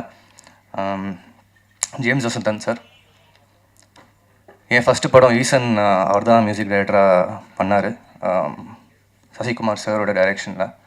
அப்போ நான் ரொம்ப சின்ன பையன், சினிமா நானே ரசிப்பேன், அவ்வளோதான். சினிமா பின்னாடி என்னெல்லாம் நடக்கிறது, இவ்வளோ பெரிய விஷயம்லாம் இருக்குன்ட்டு எனக்கு எதுவுமே தெரில அப்போது அந்த சின்ன வயசில். ஸோ சசிகுமார் சாருக்கு இந்த மேடையில் நான் ஒரு பெரிய நன்றி தெரிவிச்சுக்கிறேன். அண்ட் இப்போ வரைக்கும் நான் 2010லேருந்து இப்போ 2026 வரைக்கும் நான் இண்டஸ்ட்ரியில் இருக்க என்னை சப்போர்ட் பண்ணி நான் கேட்ட எல்லா உதவிகளுக்கும் சப்போர்ட்டுக்கும் எங்கள் அப்பாவுக்கு நான் ஒரு பெரிய நன்றி சொல்கிறேன். ஏன்னா இது வரைக்கும் என்ன is never put me down. There's always been support from அப்பா and my family. Last cameraman Dilraj sir and MS Prabhu சாரும் பண்ணியிருக்காரு. வடச்சென்னை வந்து எப்போவுமே ஒரு வயலன்ஸாக தான் காமிச்சிருப்பாங்க. டைரக்டர் சார் ஒரு டோட்டலான ஒரு டிஃப்ரெண்ட்டான ஒரு விஷன் காமிச்சார். அந்த ரியாலிட்டியாக எடுத்துகிட்டு வரணுன்னா தில்ராஜ் சார் தான் காமிச்சிருக்காரு. ரொம்ப அற்புதமாக ரொம்ப அழகாக வடச்சென்னையாக காமிச்சிருக்காரு. எங்களை எல்லாரையும் ரொம்ப அழகாக காமிச்சிருக்காரு ஃப்ரேமில். ஸோ அவருக்கு ஒரு பெரிய நன்றி. அண்ட் மீடியா ஃப்ரெண்ட்ஸ், நீங்கள் தான் படத்தை சப்போர்ட் பண்ணி எங்களை மாதிரி ஆர்டிஸ்ட்டை இன்னொரு அடுத்த ஸ்டேஜுக்கு எடுத்துகிட்டு போனோம். ஸோ படத்தை கண்டிப்பாக நீங்கள் பார்த்துட்டு உங்களுக்கு எல்லாருக்கும் பிடிக்கும்னு எனக்கு ஒரு நம்பிக்கை இருக்குது. ஸோ சப்போர்ட் பண்ணுங்கள். அண்ட் ட்ரெய்லர் அண்ட் சாங்ஸ் நீங்கள் வந்து ட்ரெண்ட் மியூசிக்கில் நீங்கள் பார்க்கலாம். அதோட நான் முடிச்சுக்கிறேன். நன்றி, வணக்கம். நடிகர் நம்ம ஹீரோவுடைய அப்பாவாக இருக்கக்கூடிய திரு ஜெயபிரகாஷ் அவர்களை பேசுமாறு அன்புடன் அழைக்கிறேன். வந்திருக்கும் அனைவருக்கும் வணக்கம். சிறப்பு விருந்தினர்களுக்கு நன்றியை தெரிவிச்சுக்கிறேன். எல்லாத்துக்கும் மேலே நீங்கள் கிட்டத்தட்ட 3வது ஷோவில் இருக்கிறீங்கன்னு நினைக்கிறேன். ஸ்கூல் பிள்ளைங்க கூட காலைல வந்தால் ஈவினிங் போயிடுவாங்க. நீங்கள் காலையில் வந்து 2 படத்தை பார்த்துட்டு அதுக்கப்புறம் இவ்வளோ பொறுமையாக எங்களுக்கு ஆதரவாக இருக்கிறீங்க. மிகப்பெரிய நன்றி, ரொம்ப பணிவான நன்றி. அது எவ்வளோ சிரமம்னு எனக்கு தெரியும். ஒரு தேட்டருக்குள்ளே நீங்கள் இவ்வளோ நேரம் இருந்துக்கிட்டே இருக்கிறீங்க. அது கொஞ்சம் கூட முகம் சொல்லிக்காமல் எங்களுக்கு இன்னும் ஆதரவு கொடுத்துட்ருக்கீங்க. ரொம்ப ரொம்ப நன்றி. இந்த படத்தில் நான் எல்லாரையும் டைரக்டர் செலக்ட் பண்ணியிருப்பார். நான் வந்து வாலண்டியராக வண்டியில் ஏறினேன்னு நினைக்கிறேன். ஏன்னா அவர் வீட்டில் வந்து கதை சொல்ல வந்தப்போ என் சன்னு கேட்க தான் வந்தார். பட் முழுமையாக கதை சொன்னார். நான் எல்லாருமே கேட்டுருந்தேன், இது யார் பண்ணுறாங்க, அது யார் பண்ணுறாங்கன்னு. எல்லாமே சொல்லிட்டாரு. இந்த அழகர் கேரக்டர் யாருங்க பண்ணாங்க, அதுதான் எனக்கு தெரியல, இன்னும் அப்படியே ஃபைனலைஸ் பண்ணாமல் இருக்கிறோம். அப்படியா அப்படின்னு. ஏன்னா எனக்கு ரொம்ப பிடிச்சிருந்தது அந்த கேரக்டர். சரி, ரைட், ஓகே. ஏன்னா நானே போய் கேட்கக்கூடாது, நான் பண்ணுறேன், எனக்கு பிடிச்சிருந்தது. ஆனால் அந்த கேரக்டர் அப்புறம் அவர் சொன்னார், நீங்களாம் பண்ணால் நல்லா இருக்கும்னே, பட் பண்ணுவீங்களான்னு தெரில. ஏன் பண்ண மாட்டேன் அப்படின்னு. பண்ணுவீங்களா அப்படின்னாரு. இதென்ன ரொம்ப போச்சு, நடிக்க தானே வந்திருக்கிறோம், கண்டிப்பாக பண்ணுறாங்கன்னு. ரொம்ப அழகான ஒரு இயல்பான படமாக எடுத்திருக்கிறாரு. நான் கேட்ட கதை நான் டப் பண்ணும்போது நான் பார்க்கும்போது எங்கேயுமே அது மாறுபடவே இல்லை. நாங்கள் பேசுகிற வசனங்களாகட்டும், எங்கள் வீடுகளாக காமிச்ச இடங்களாகட்டும், எல்லாமே பார்த்திங்கன்னா அந்த இயல்பு மீறாமலே இருக்கும். ஒரு சமயக்காரன், ஒரு பெயிண்டரு, ஒரு சைக்கிள் கடைக்காரன், பஞ்சர் ஓட்டுறவங்க, இதுதான் இந்த 3 கேரக்டர் தான். இந்த 3 கேரக்டருக்குள்ள குடும்பங்கள், அவங்களோட குழந்தைகள், அவங்களுக்குள்ளே நடக்கிற சந்தோஷமான விஷயங்கள், சங்கடங்கள், இதுக்கு நடுவில் ரொம்ப பிடிச்ச வில்லன் நடிகராக நிறையா பண்ணுறாரு சார். நேமன் சரத், சரத் சார். ஸோ அவர் ஒரு பவர்ஃபுல்லான ரோல் பண்ணியிருக்காரு. எனக்கு பிடிச்ச அத்தனை நடிகர்கள் கூட நடிச்சிருக்கேன். சின்ன பெரிய ரோல் அத்தனை பேருமே. சுப்பிரமணிய சிவா ஒரு சைடு, பிரசன்னா ஒரு சைடு, இவங்க செஞ்சி மேம், வினோதினி மேம், இது மாதிரி நிறைய இந்த படத்தில் உள்ள அத்தனை பேருமே எனக்கு ரொம்ப பிடிச்ச நடிகர்கள். அவரோட நடிப்பை ரொம்ப விரும்பி பார்ப்பேன். அவங்கள எல்லாருமே ரொம்ப அற்புதமாக யூஸ் பண்ணியிருக்கிறாரு இயக்குனர். ஸோ அதுக்கு அவருக்கு நான் வாழ்த்து சொல்லியே ஆகணும். மிக சிறப்பாக பண்ணியிருக்கீங்கன்னு, ரொம்ப பிரமாதமாக பண்ணியிருக்கீங்க. இதில் கொஞ்சோண்டு எனக்கு மீறி தெரிஞ்சது என்னென்னா அந்த டூயட் சாங். அது அடமாக வச்சார், இப்போ தெரியுது ஏன்னா அது அவ்வளோ அழகான மியூசிக். அதை கேட்டுட்டு அவரால் வைக்காமல் இருக்க முடியலன்னு நினைக்கிறேன். அது கனவா என்னன்னு தெரியாது, அந்த சீக்வன்ஸ் எனக்கு தெரியல. அது ஒன்று தான் வந்து இந்த படத்தில் கொஞ்சம் அந்த நார்த் மெட்ராஸ்லேருந்து அந்த களத்துலேருந்து கொஞ்சம் விலகி இருந்தது. பாக்கி அத்தனையுமே பார்த்திங்கன்னா ரொம்ப இயல்பாக அப்படி தான் இருக்கும். அந்த இடம், இந்த குடும்பங்கள் இப்படி தான் இருக்கும், இங்கே இப்படி தான் பேசுவாங்க, இவங்களுக்குள்ளே உள்ள நட்பு இப்படி தான் இருக்கும். இது எல்லாமே அவ்வளோ அழகாக எடுத்துருக்குறாங்க. ஃபஸ்ட் டைம் ப்ரொடியூசர் ரொம்ப பிரமாதமாக பண்ணியிருக்கிறாங்க. அவங்களுக்கு என்னுடைய வாழ்த்துக்கள். இந்த படம் வெற்றி அடையணும். ஒரு படம் ஜெயிச்சதுன்னா அந்த ப்ரொடியூசர் அதை எடுத்துகிட்டு வீட்டுக்கு போக மாட்டாங்க, அடுத்தடுத்த படங்கள் பண்ணுவாங்க.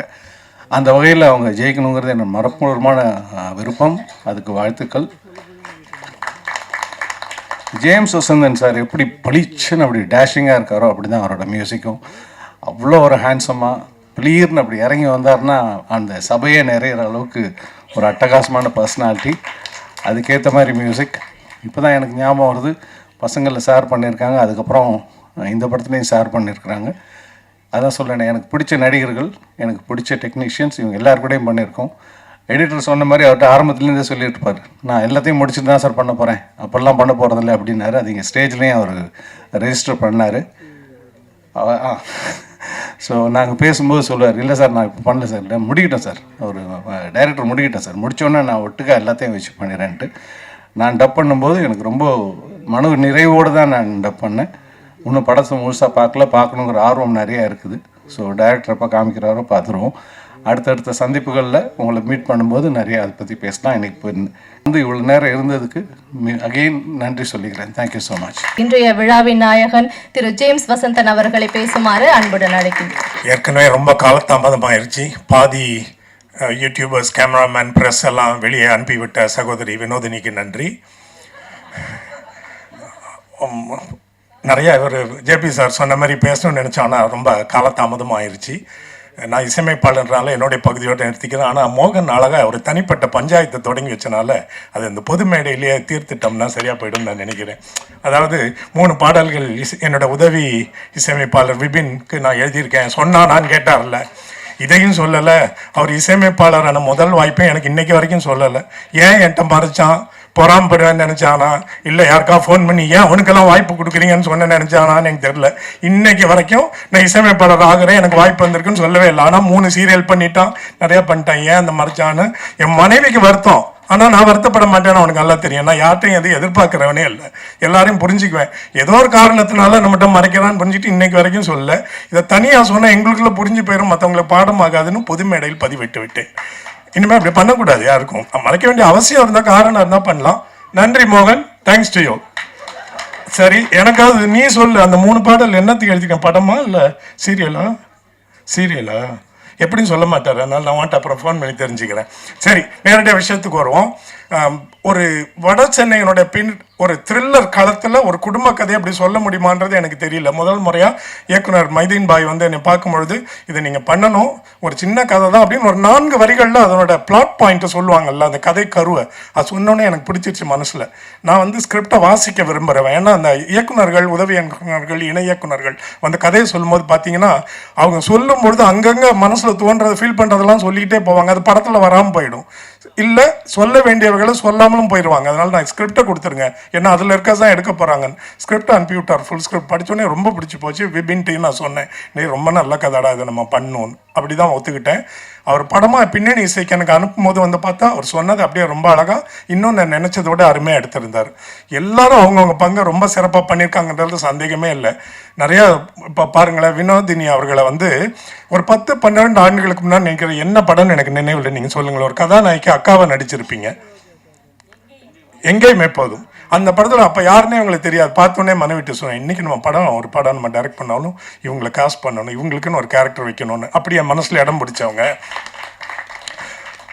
அப்படி பல விஷயங்களில் என்னை மனசில் இடம் பிடிச்சவங்க. இந்த படத்தில் பசங்க படத்தில் அவங்க அந்த பையனுக்கு, குட்டி பையனுக்கு அம்மாவை சேர்ந்து அவங்க நடிச்சிருந்தாங்களா, அன்றைக்கி அவங்களே மனசில் வச்சுக்கிட்டேன், இவங்களும் என்றைக்கு நம்ம பண்ணாலும் நம்ம படத்தில் இவங்க இருக்கணும்னு. இப்படி இப்போ இந்த படத்தில் ஜேபி சார் நடித்தது நீங்கள் பார்த்தீங்கன்னா தமிழுக்கு ஒரு மம்முட்டி. இவ்வளவு முதிர்ச்சியோட, இவ்வளவு எளிமையாக வசனங்களும் எல்லாமே சில காட்சிகள்லாம் பண்ணியிருப்பார்ல, முக அசைவுகள்லையும் திரும்பி பார்க்குறதுலையும் அட்டகாசமாக இருக்கும்.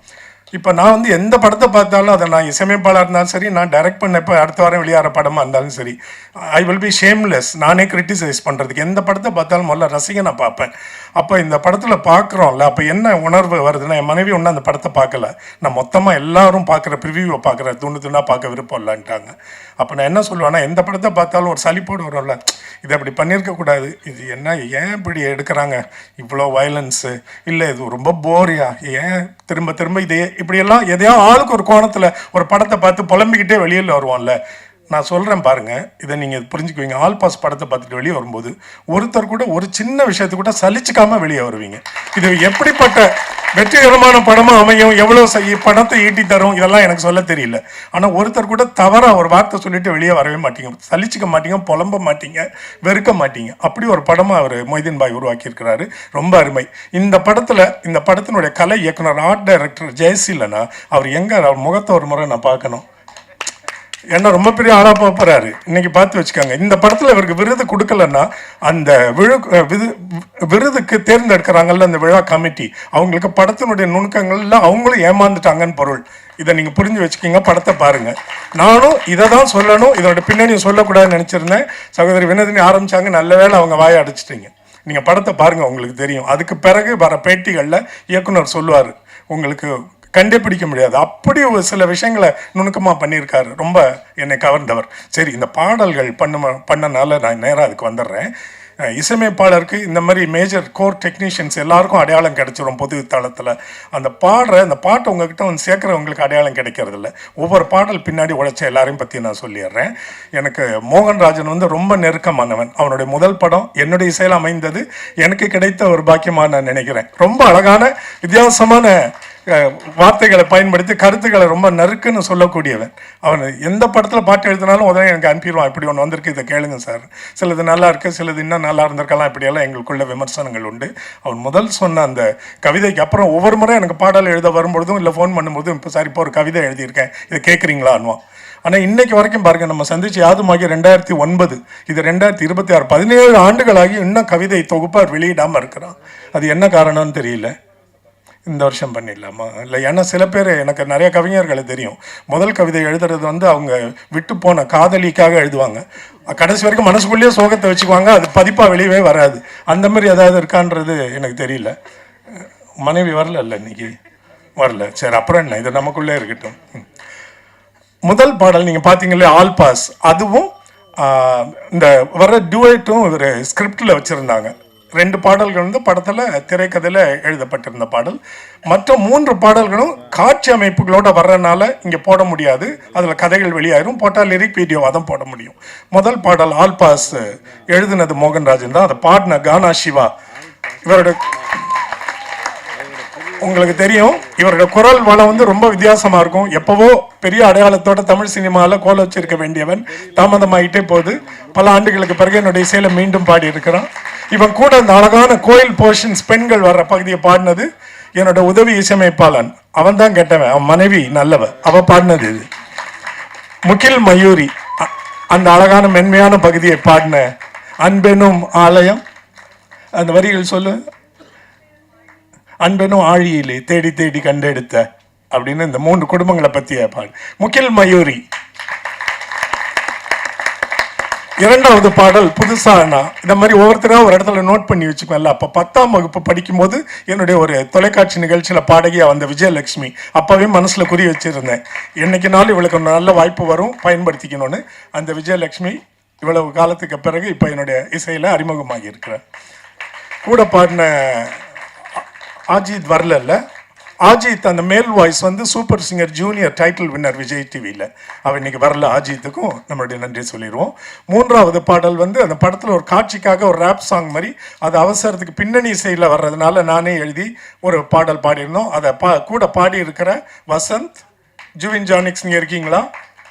இல்லை அதில் ஸ்ரீராம் பாட்னியா இல்லை, வசந்த் அண்ட் ஜுவின் ஜான். ஓகே. 4வது பாடல் என்னமோ சொன்னீங்க பெருசான்னு சொல்லி அந்த பாடல் தத்துவம் இருக்குல்ல, காசு தாண்டா எல்லாம். இந்த லிரிக்கை முதல் முறை படித்தோடனே எனக்கு தெரிஞ்சு போச்சு, இது லிரிக் எழுதி நான் போட்ட டியூன் அது அப்படி தானே வந்து. ஆமாம், இது வந்து மாண்டாஜ் சாங் மாதிரி இயக்குனர் முதலே திட்டமிட்டு இருந்தது தான். அப்போ என்ன சொன்னார், இதுக்கு ஒரு டியூன் கொடுங்கன்னு சொன்னார். இது வந்து அந்த மாண்டாஜ், அதாவது படத்தில் இருக்கிற கதையை காட்சிகள் மூலமாக சொல்கிற பாடல். அப்போ இதில் வார்த்தைகளுக்கு தான் முக்கியத்துவம் இருக்கணும். அதனால முதல்ல கவிஞர் எழுதி இருக்கட்டும், அவர் சுதந்திரமாக எழுதின பிறகு நம்ம எப்படி வேணால் டியூன் போட்டுக்கலான்னு சொன்ன பிறகு மோகன்ராஜன் அட்டகாசமாக எழுதி அனுப்பின வரிகள். அந்த வரியை முதல் வரியாக எனக்கு அப்போ தான் வாட்ஸ்அப்பில் ஓப்பன் பண்ணுறேன், பண்ண உடனே எனக்கு டியூனாகவே தோன்றுனது. அப்போ அது வரிகள் மட்டும்தான் அந்த மாயத்தை நிகழ்த்த முடியும். அப்படி அழகாக எழுதின மோகன்ராஜன் உனக்கு நன்றி. அந்த பாட்டை பாடினதும் கானா சிவா தான். அதற்கு பின்னணியில் கூட பாடியிருந்தவங்க, இந்த படத்தில் பின்னணி எல்லாரும் பாடினவங்களே மொத்தமாக இப்போ நான் அறிமுகப்படுத்திடுறேன். 5வது பாடல் 5வது பாடல் எப்படின்னா, படத்தோட கிளைமேக்ஸ் வந்து அது இப்படி படத்தை முடிப்பார் நான் எதிர்பார்க்கவே இல்லை. அதை பற்றி நான் ஒன்றுமே சொல்ல போகிறதில்லை, ஏன்னா அந்த உணர்வு அப்படியே உங்களுக்கு ஃப்ரெஷ்ஷாக திரையரங்கத்தில் உங்களுக்கு கிடைக்கணும். ரொம்ப நீண்ட கிளைமேக்ஸ், வசனங்களும் குறைவு, ரொம்ப அமைதி. இது யாரை நம்பி ஒரு இயக்குனர் எடுப்பார்னா இசையமைப்பாளர் நம்பி தான். நம்மளால் அந்த அளவுக்கு அது செய்ய முடியுமான்ற அச்சத்தை எனக்கு ஏற்படுத்தியது. அப்போ நான் என்ன மனசில் ஒன்றும் திட்டமே வச்சுக்கல. அந்த படத்தை பார்த்துக்கிட்டே வரேன். அது 10-12 நிமிடங்கள் அப்படியே நீளமாக ஓடுது. அங்கங்கே சில வசனங்கள் ஏதோ வரும், இறுக்கமான ஒரு சூழ்நிலை. அப்போ சில இடங்களில் பின்னணி இசை இருந்தால் நல்லாயிருக்கும்னு, அப்போ ஒரு இடத்துல இது பாடலாக இருந்தால் தான் அந்த உணர்வை முழுமையாக வெளியே சொல்ல முடியும், அந்த வரிகள் மூலமாகவும் அந்த இசையின் மூலமாகவும். மோகன்ராஜன் வந்து இன்றைக்கி தமிழ்நாட்டில் ரொம்ப பிஸியாக இருக்க கதாநாயகர்கள் மாதிரி அவரோட நேரம் உடனே கிடைக்காது. பாட்டு எழுதி வாங்கிலாம் நான் படத்தை அவருக்கு முடித்து தர முடியாது. ஏன்னா இந்த விபின் பாஸ்கர் உதவி சமைப்பாளர்கிட்ட அவர்கிட்ட அடிக்காத குறையாவா கெஞ்சாத குறையாவா, எப்படியோ என்னப்பா இன்னும் பின்னணி செய்ய முடிக்கலையா, நேரம் ஆகுது, தயாரிப்பாளர் பதில் சொல்ல முடியல. உங்களுக்கு தெரியும் தயாரிப்பாளர் ஏகப்பட்ட போராட்டங்கள் பிரச்சனைகள் கிடையில தான் இந்த படத்தை அவங்க முடிக்கிற தருவாய்க்கு வந்தாங்க. அப்போ தெரியுமே உங்களுக்கு எல்லாம் டிகிரி ஏறிக்கிட்டே இருக்குமே வட்டி, அதை முடிக்கணும்னு சொல்லும்பொழுது நான் இவருக்கு வரிக்கு காத்திருந்தா படம் இப்போதைக்கு வெளியாகாதுன்னு தெரியும். அதனால் நிலவை பார்த்திபன் சொல்லி ஐடி இண்டஸ்ட்ரியில் பெங்களூரில் பணிபுரிஞ்சிட்ருக்க ஒருத்தர் நல்ல அழகான கவிதைகள் எழுதக்கூடிய ஒரு இளைஞன் எனக்கு சில ஆண்டுகளுக்கு முன்பு அறிமுகமானா. அவனுக்கு சொன்னேன், இங்கே பாரு, இப்போ ஒரு நான் கதைக்களம் ஒன்று சொல்லுவேன், இது படத்தில் பின்னணி இசையில் வரப்போகுது, காட்சிக்கு வலு சேர்க்குற மாதிரியான வரிகள், இது பாடல் ஸ்டாண்டர்லோன் சாங் கிடையாது அப்படின்னு சொல்லி அந்த கதையை சுருக்கம் சொல்லி என்ன அங்கே தேவைப்படுதுன்னு சொல்லி அனுப்பிவிட்டேன். அருமையாக இருக்குது சார், இது எப்போ சார் வேணும் அப்படின்னா 5 நிமிஷத்தில் வேணும்னு. நீங்கள் சொன்னால் நம்ம நீங்கள் வாட்ஸ்அப்பில் டைமரோடு இருக்கும்ல, உங்களுக்கு 5 நிமிஷத்தில் இந்த வந்த பாட்டு அது. இதை நீங்கள் கேட்கல, அதனால் அதை நீங்கள் பாராட்ட முடியாது, உணர முடியாது. படத்தோட பாருங்க தெரிஞ்சு போயிடும். அந்த நிலவை பார்த்திபன் இன்னைக்கு பெங்களூர்லேருந்து இந்த ஆடியோ ஒரு அறிமுக நல்ல நிகழ்ச்சி இவருக்கு வாய்ப்பு சினிமாவில் கிடைக்குதுன்னு சொல்லி ட்ரெயினில் டிக்கெட் புக் பண்ணியிருந்தாராம். அப்புறம் தான் விபின் சொல்கிறான், அவருக்கு ட்ரெயின் வந்து 5 மணி நேரம் தாமதம் ஆயிடுச்சுன்னு சொல்லிட்டாங்கன்னு, நாளைக்கு வர முடியாமல் போயிடுச்சு. நிலவை பார்த்திபனை அடுத்த முறை நீங்கள் இந்த படத்தினுடைய வெற்றி விழாவில் அறிந்து கொள்ளலாம். அவர் எழுதிய பாடல், அதை ரொம்ப அழகாக உணர்வுபூர்வமாக ஷிபின்ற ஒரு சூப்பர் சிங்கர் எல்லாம் பாடிக்கொண்டு இருக்கிற, இப்போ இங்கே இருக்காரா? Shibi, please come forward. One of the most talented youngster this Tamil film industry is going to see in a couple of years. கூட பாடி இருக்கிற தர்ஷான்ற பெண், BA கர்நாடிக் மியூசிக் கலாக்ஷேத்ராவில் படித்த பெண். அவங்க 2 பேரும் அந்த பாடலை பாடி இருக்கிறாங்க. வேகமாக வாங்க, நேரம் ஆச்சு. தர்ஷா மற்றும் ஷிபி. ஷிபி ரஹ்மான் இசையெல்லாம் பாடிட்டாரு, எல்லாருடைய இசையிலையும் பாடிட்டு இருக்காரு. நீங்கள் இன்னும் ஒரு சில மாதங்களில் அல்லது 1-2 ஆண்டுகளுக்குள்ள மிகப்பெரிய இடத்துல இவரை பார்த்துக்கலாம். இப்போவே ஃபோட்டோ எடுத்து வச்சுக்கோங்க. One of the most talented singers I have come across. நன்றி.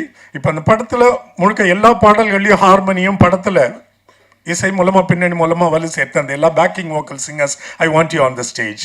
மீனாட்சி, ஸ்ரீராம்,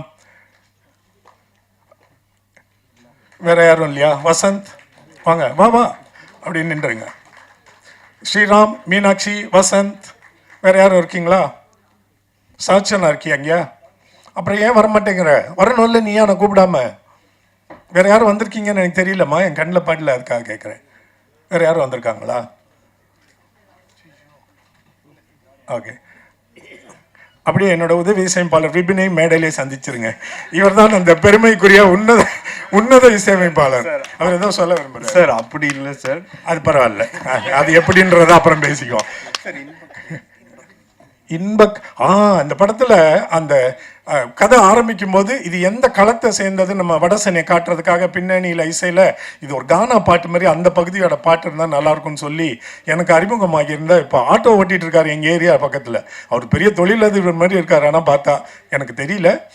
அவரை வந்து கூப்பிட்டு வாய்ப்பு இருந்தால் கொடுங்க சார்ன்றார். உடனே கூப்பிட்டேன், இங்கே வா, உடனே இந்த பாட்டை பாடு எனக்கு வந்துன்னு சொன்னேன். உடனே லிரிக்கோடு வந்தார். எங்கள் இன்பக் கலீல் இருக்கார், அப்படியா வரல, வந்திருந்தா அந்த கானா பாட்டு பாடினவர் அவரே அறிமுகப்படுத்தியிருப்பேன். விபின் பாஸ்கர் என்னோட உதவி இசையமைப்பாளர், கௌரவித்து விடுங்கள். நாளைக்கு அவர்கிட்ட நான் ஆட்டோகிராஃப் வாங்க வேண்டியிருக்கும். 3 பாட்டு எழுதிட்டாராம, எனக்கு தெரியாமல். மோகன்ராஜ்கிட்ட எனக்கு ஒரே ஒரு குறை, வருத்தம் உண்டு. அது அவர் மட்டும்தான் நிவர்த்தி செய்ய முடியும். அது சொன்னியா நீ உன் பேச்சில்? நான் கவனிக்கல. என்ன குறை அது? இன்னும் நீ ரஹ்மானுக்கு பாட்டு எழுதாதது என்னோட மனசில் பெரிய குறையாக இருக்குன்னு நான் சொல்லிக்கிட்டே இருப்பேனே. அது விரைவில் நடக்கணும். என்ன கேட்டால் எல்லாருக்கும் எழுதிட்டார். எம்எஸ்வி சாருக்கு எழுதியாச்சு, இசைஞானி இளையராஜாவுக்கு எழுதியாச்சு. ஓ ஆமாம், அவருக்கு லைவா 10 பாட்டு எழுதுனேன். எம்எஸ்வி 13 பாட்டு எம்எஸ்வி சாருக்கு எழுதியாச்சு, அவருடைய பிரிவுக்கு. இளையராஜா சாருக்கு எழுதியாச்சு, அனிருத்துக்கு நிறைய பாட்டு எழுதியாச்சு, ஷான் ரால்டனுக்கு எழுதியாச்சு, கிப்ரானுக்கு எழுதியாச்சு. அதனால எனக்கு பரஸில் இருக்க பெரிய குறை ஒரு திறமையுள்ள இளைஞன் நம்ம மூலமாக வெளியே வந்து இன்றைக்கி மிகப்பெரிய இடத்துல இருக்க மோகன்ராஜன் இன்னும் ரஹ்மானுக்கு பாட்டு எழுதலை என் விரைவில் அது நடக்கணும்னு நான் ரொம்ப ஆசைப்பட்றேன். நன்றி உங்கள் எல்லாருக்கும். இந்த படத்தினுடைய வெற்றி விழாவில் மீண்டும் உங்களே எல்லா கேமராமேனோடையும் சந்திப்போம். அன்றைக்கி வினோதினி சகோதரியை நம்ம வரவழைக்க மாட்டோம். நன்றி. இந்த இசை வெளியீட்டு விழாவிற்கு வருகை தந்துள்ள எங்களுடைய மிகப்பெரிய ஆதரவாக விளங்கி கொண்டிருக்கக்கூடிய ஊடக நண்பர்கள் அனைவரையும் வரவேற்கின்றேன். பத்திரிகை துறையை சார்ந்த என்னுடைய சகோதரர்களை இதயம் நிறைவோடு வரவேற்கின்றேன். இந்த நிகழ்ச்சியில் கலந்து கொண்டு விட்டு சென்றிருக்கக்கூடிய மூத்த இயக்குனர் மரியாதைக்குரிய ஐயா ஆர்வி உதயகுமார் அவர்களுக்கு என் நெஞ்சம் நிறைந்த நன்றியினை தெரிவித்துக் கொள்கின்றேன். இந்த நிகழ்ச்சியில் கலந்து கொண்டு மிக சுருக்கமாக பேசியிருந்தாலும் அதைவிட உடல்நலம் பாதிக்கப்பட்டிருக்கக்கூடிய அந்த சூழ்நிலையிலும் இந்த நிகழ்ச்சியில் கலந்து கொண்டு இந்த ஒட்டுமொத்த படக்குழுவை வாழ்த்தி சென்றிருக்கக்கூடிய தமிழ் சினிமாவை நல்லதொரு அடுத்த கட்டத்திற்கு கொண்டு சென்ற என்னுடைய மரியாதைக்குரிய அண்ணன் விக்ரமன், அவர் எனது ஊரை சார்ந்தவர், எனது தெருவிற்கு 2 தெரு தள்ளியவர், அவ்வளோதான். அதனால தான் அண்ணா நீங்கள் எப்படியாவது வரணும், நீங்கள் வந்து என்னை வந்து வாழ்த்துறது எனக்கு ரொம்ப சந்தோஷமாக இருக்கும் அப்படின்னு சொல்லி விக்ரமன் சொன்னேன். கண்டிப்பாக வந்தாங்க. அதே மாதிரி தனஞ்சயன் சார், உண்மையிலே அவங்க இன்னைக்கு நிறைய வேலைகள் இருந்தது, வந்தாங்க. ரொம்ப மகிழ்ச்சி. நம்மளுடைய தயாரிப்பு நிர்வாகத்தினுடைய ராஜா அவர்கள், அதே போல் மன்சூர் அலிகான் அண்ணன், மன்சூர் அலிகான் அண்ணன்ட்ட வந்து நான் வந்து ஒரு வாரத்துக்கு முன்னாடியோ இல்லை 10 நாளைக்கு முன்னாடியோலாம் கண்டிப்பாக சொல்லவே இல்லை. அதாவது மன்சூர் அலிகான் அண்ணன் நான் கூப்பிடணும், ஆனால் அது என்ன பண்ணுறது அப்படிங்கிறது எனக்கு தெரியல. அப்புறம் நான் புவன்கிட்ட தான் சொன்னேன், புவன் அண்ணனை எப்படியாவது கூப்பிடணும் அப்படின்னு சொன்னோன்னே நீங்களே பேசுங்கண்ணே, ஏன்னா நீங்கள் 2 நாளைக்கு முன்னாடி சொல்கிறீங்க, அது நீங்கள் பேசினா சரியாக வரும்னு சொன்ன உடனே நான் தான் மன்சூர் அலிகான் அண்ணனுக்கு ஃபோன் பண்ணேன்.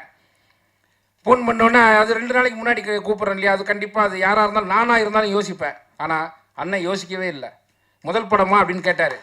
ஆமாண்ணே நீங்கள் வரணுண்ணே, நீங்கள் வந்தால் என் குடும்பத்தில் ஒரு ஆள் வந்து என்ன அந்த நிகழ்வில் கலந்து கொண்டால் எனக்கு என்ன சந்தோஷம் இருக்குமோ அது எனக்கு கிடைக்கும், நீங்கள் தயவுசெய்து வரணுன்னு. கண்டிப்பாக வரப்பான்னாரு. அதுக்கப்புறம் அண்ணன் நீங்கள் கிளம்பிட்டீங்களா, வந்துக்கிட்டு இருக்கீங்களா, அதெல்லாம் எதுவுமே கேட்கல. கரெக்டாக சொன்ன நேரத்துக்கு மன்சூர் அலிகான் அண்ணன் வந்தாங்க. அண்ணன் ரொம்ப ரொம்ப உங்களுக்கு என்னுடைய நன்றிகளும் பாராட்டுகளும். அதே மாதிரி நம்மளுடைய ஒளிப்பதிவாளர் MS பிரபு சார், இந்த படத்தில் சில நாட்கள் அவங்க வந்து பணி செய்யக்கூடிய சில சூழ்நிலைகள் ஏற்பட்டது. ஏன்னா இந்த படத்தோடைய கேமராமேன் தில்ராஜ் அவர்களுக்கு திடீர்னு உடம்பு சரியில்லாமல் போயிடுச்சு. அதுக்கப்புறம் வந்து சார் வந்தாங்க. சார் வந்து நான் சொல்லி தெரிஞ்சிக்கக்கூடிய அளவுக்கு இல்லை, அவர் ஆல்ரெடி லெஜண்ட். கமல் சாரை வச்சு ஒளிப்பதிவு பண்ணியிருக்கிறாரு, கேப்டன் அவர்களை வைத்து ஒளிப்பதிவு பண்ணியிருக்கிறாரு, விஜய் சார், சூர்யா சார், சொல்லிக்கிட்டே போகலாம். பெரிய பெரிய இயக்குனர்கள், சேரன் சார், இப்படி நிறைய சொல்லிக்கிட்டே போகலாம். அவருக்கு வந்து 2 பேர் சேர்ந்து ஒரு ஷார்ட் கம்போஸ் பண்ணி எடுத்துருக்குறாங்க. ஆனால் எனக்கு ஒரு சின்ன தயக்கம் கூட இல்லை, எனக்கு அங்கே ஒரு சின்ன சேலஞ்ச் தேவைப்பட்டுச்சு. அதாவது கிடைச்சிச்சு. என்னென்னா, ஒரு மூத்த ஒளிப்பதிவாளர், இவர்கிட்ட நம்ம எப்படி சொல்கிறது, ஏதாவது இதாகிடுமா, நம்மளை தப்பாக நினச்சிடுவாரா, அந்த துளி கூட நான் கவலைப்படலை. என்னுடைய தைரியம் தான் என்னை இந்த இடத்துல கொண்டு வந்து நிறுத்தியிருக்கு.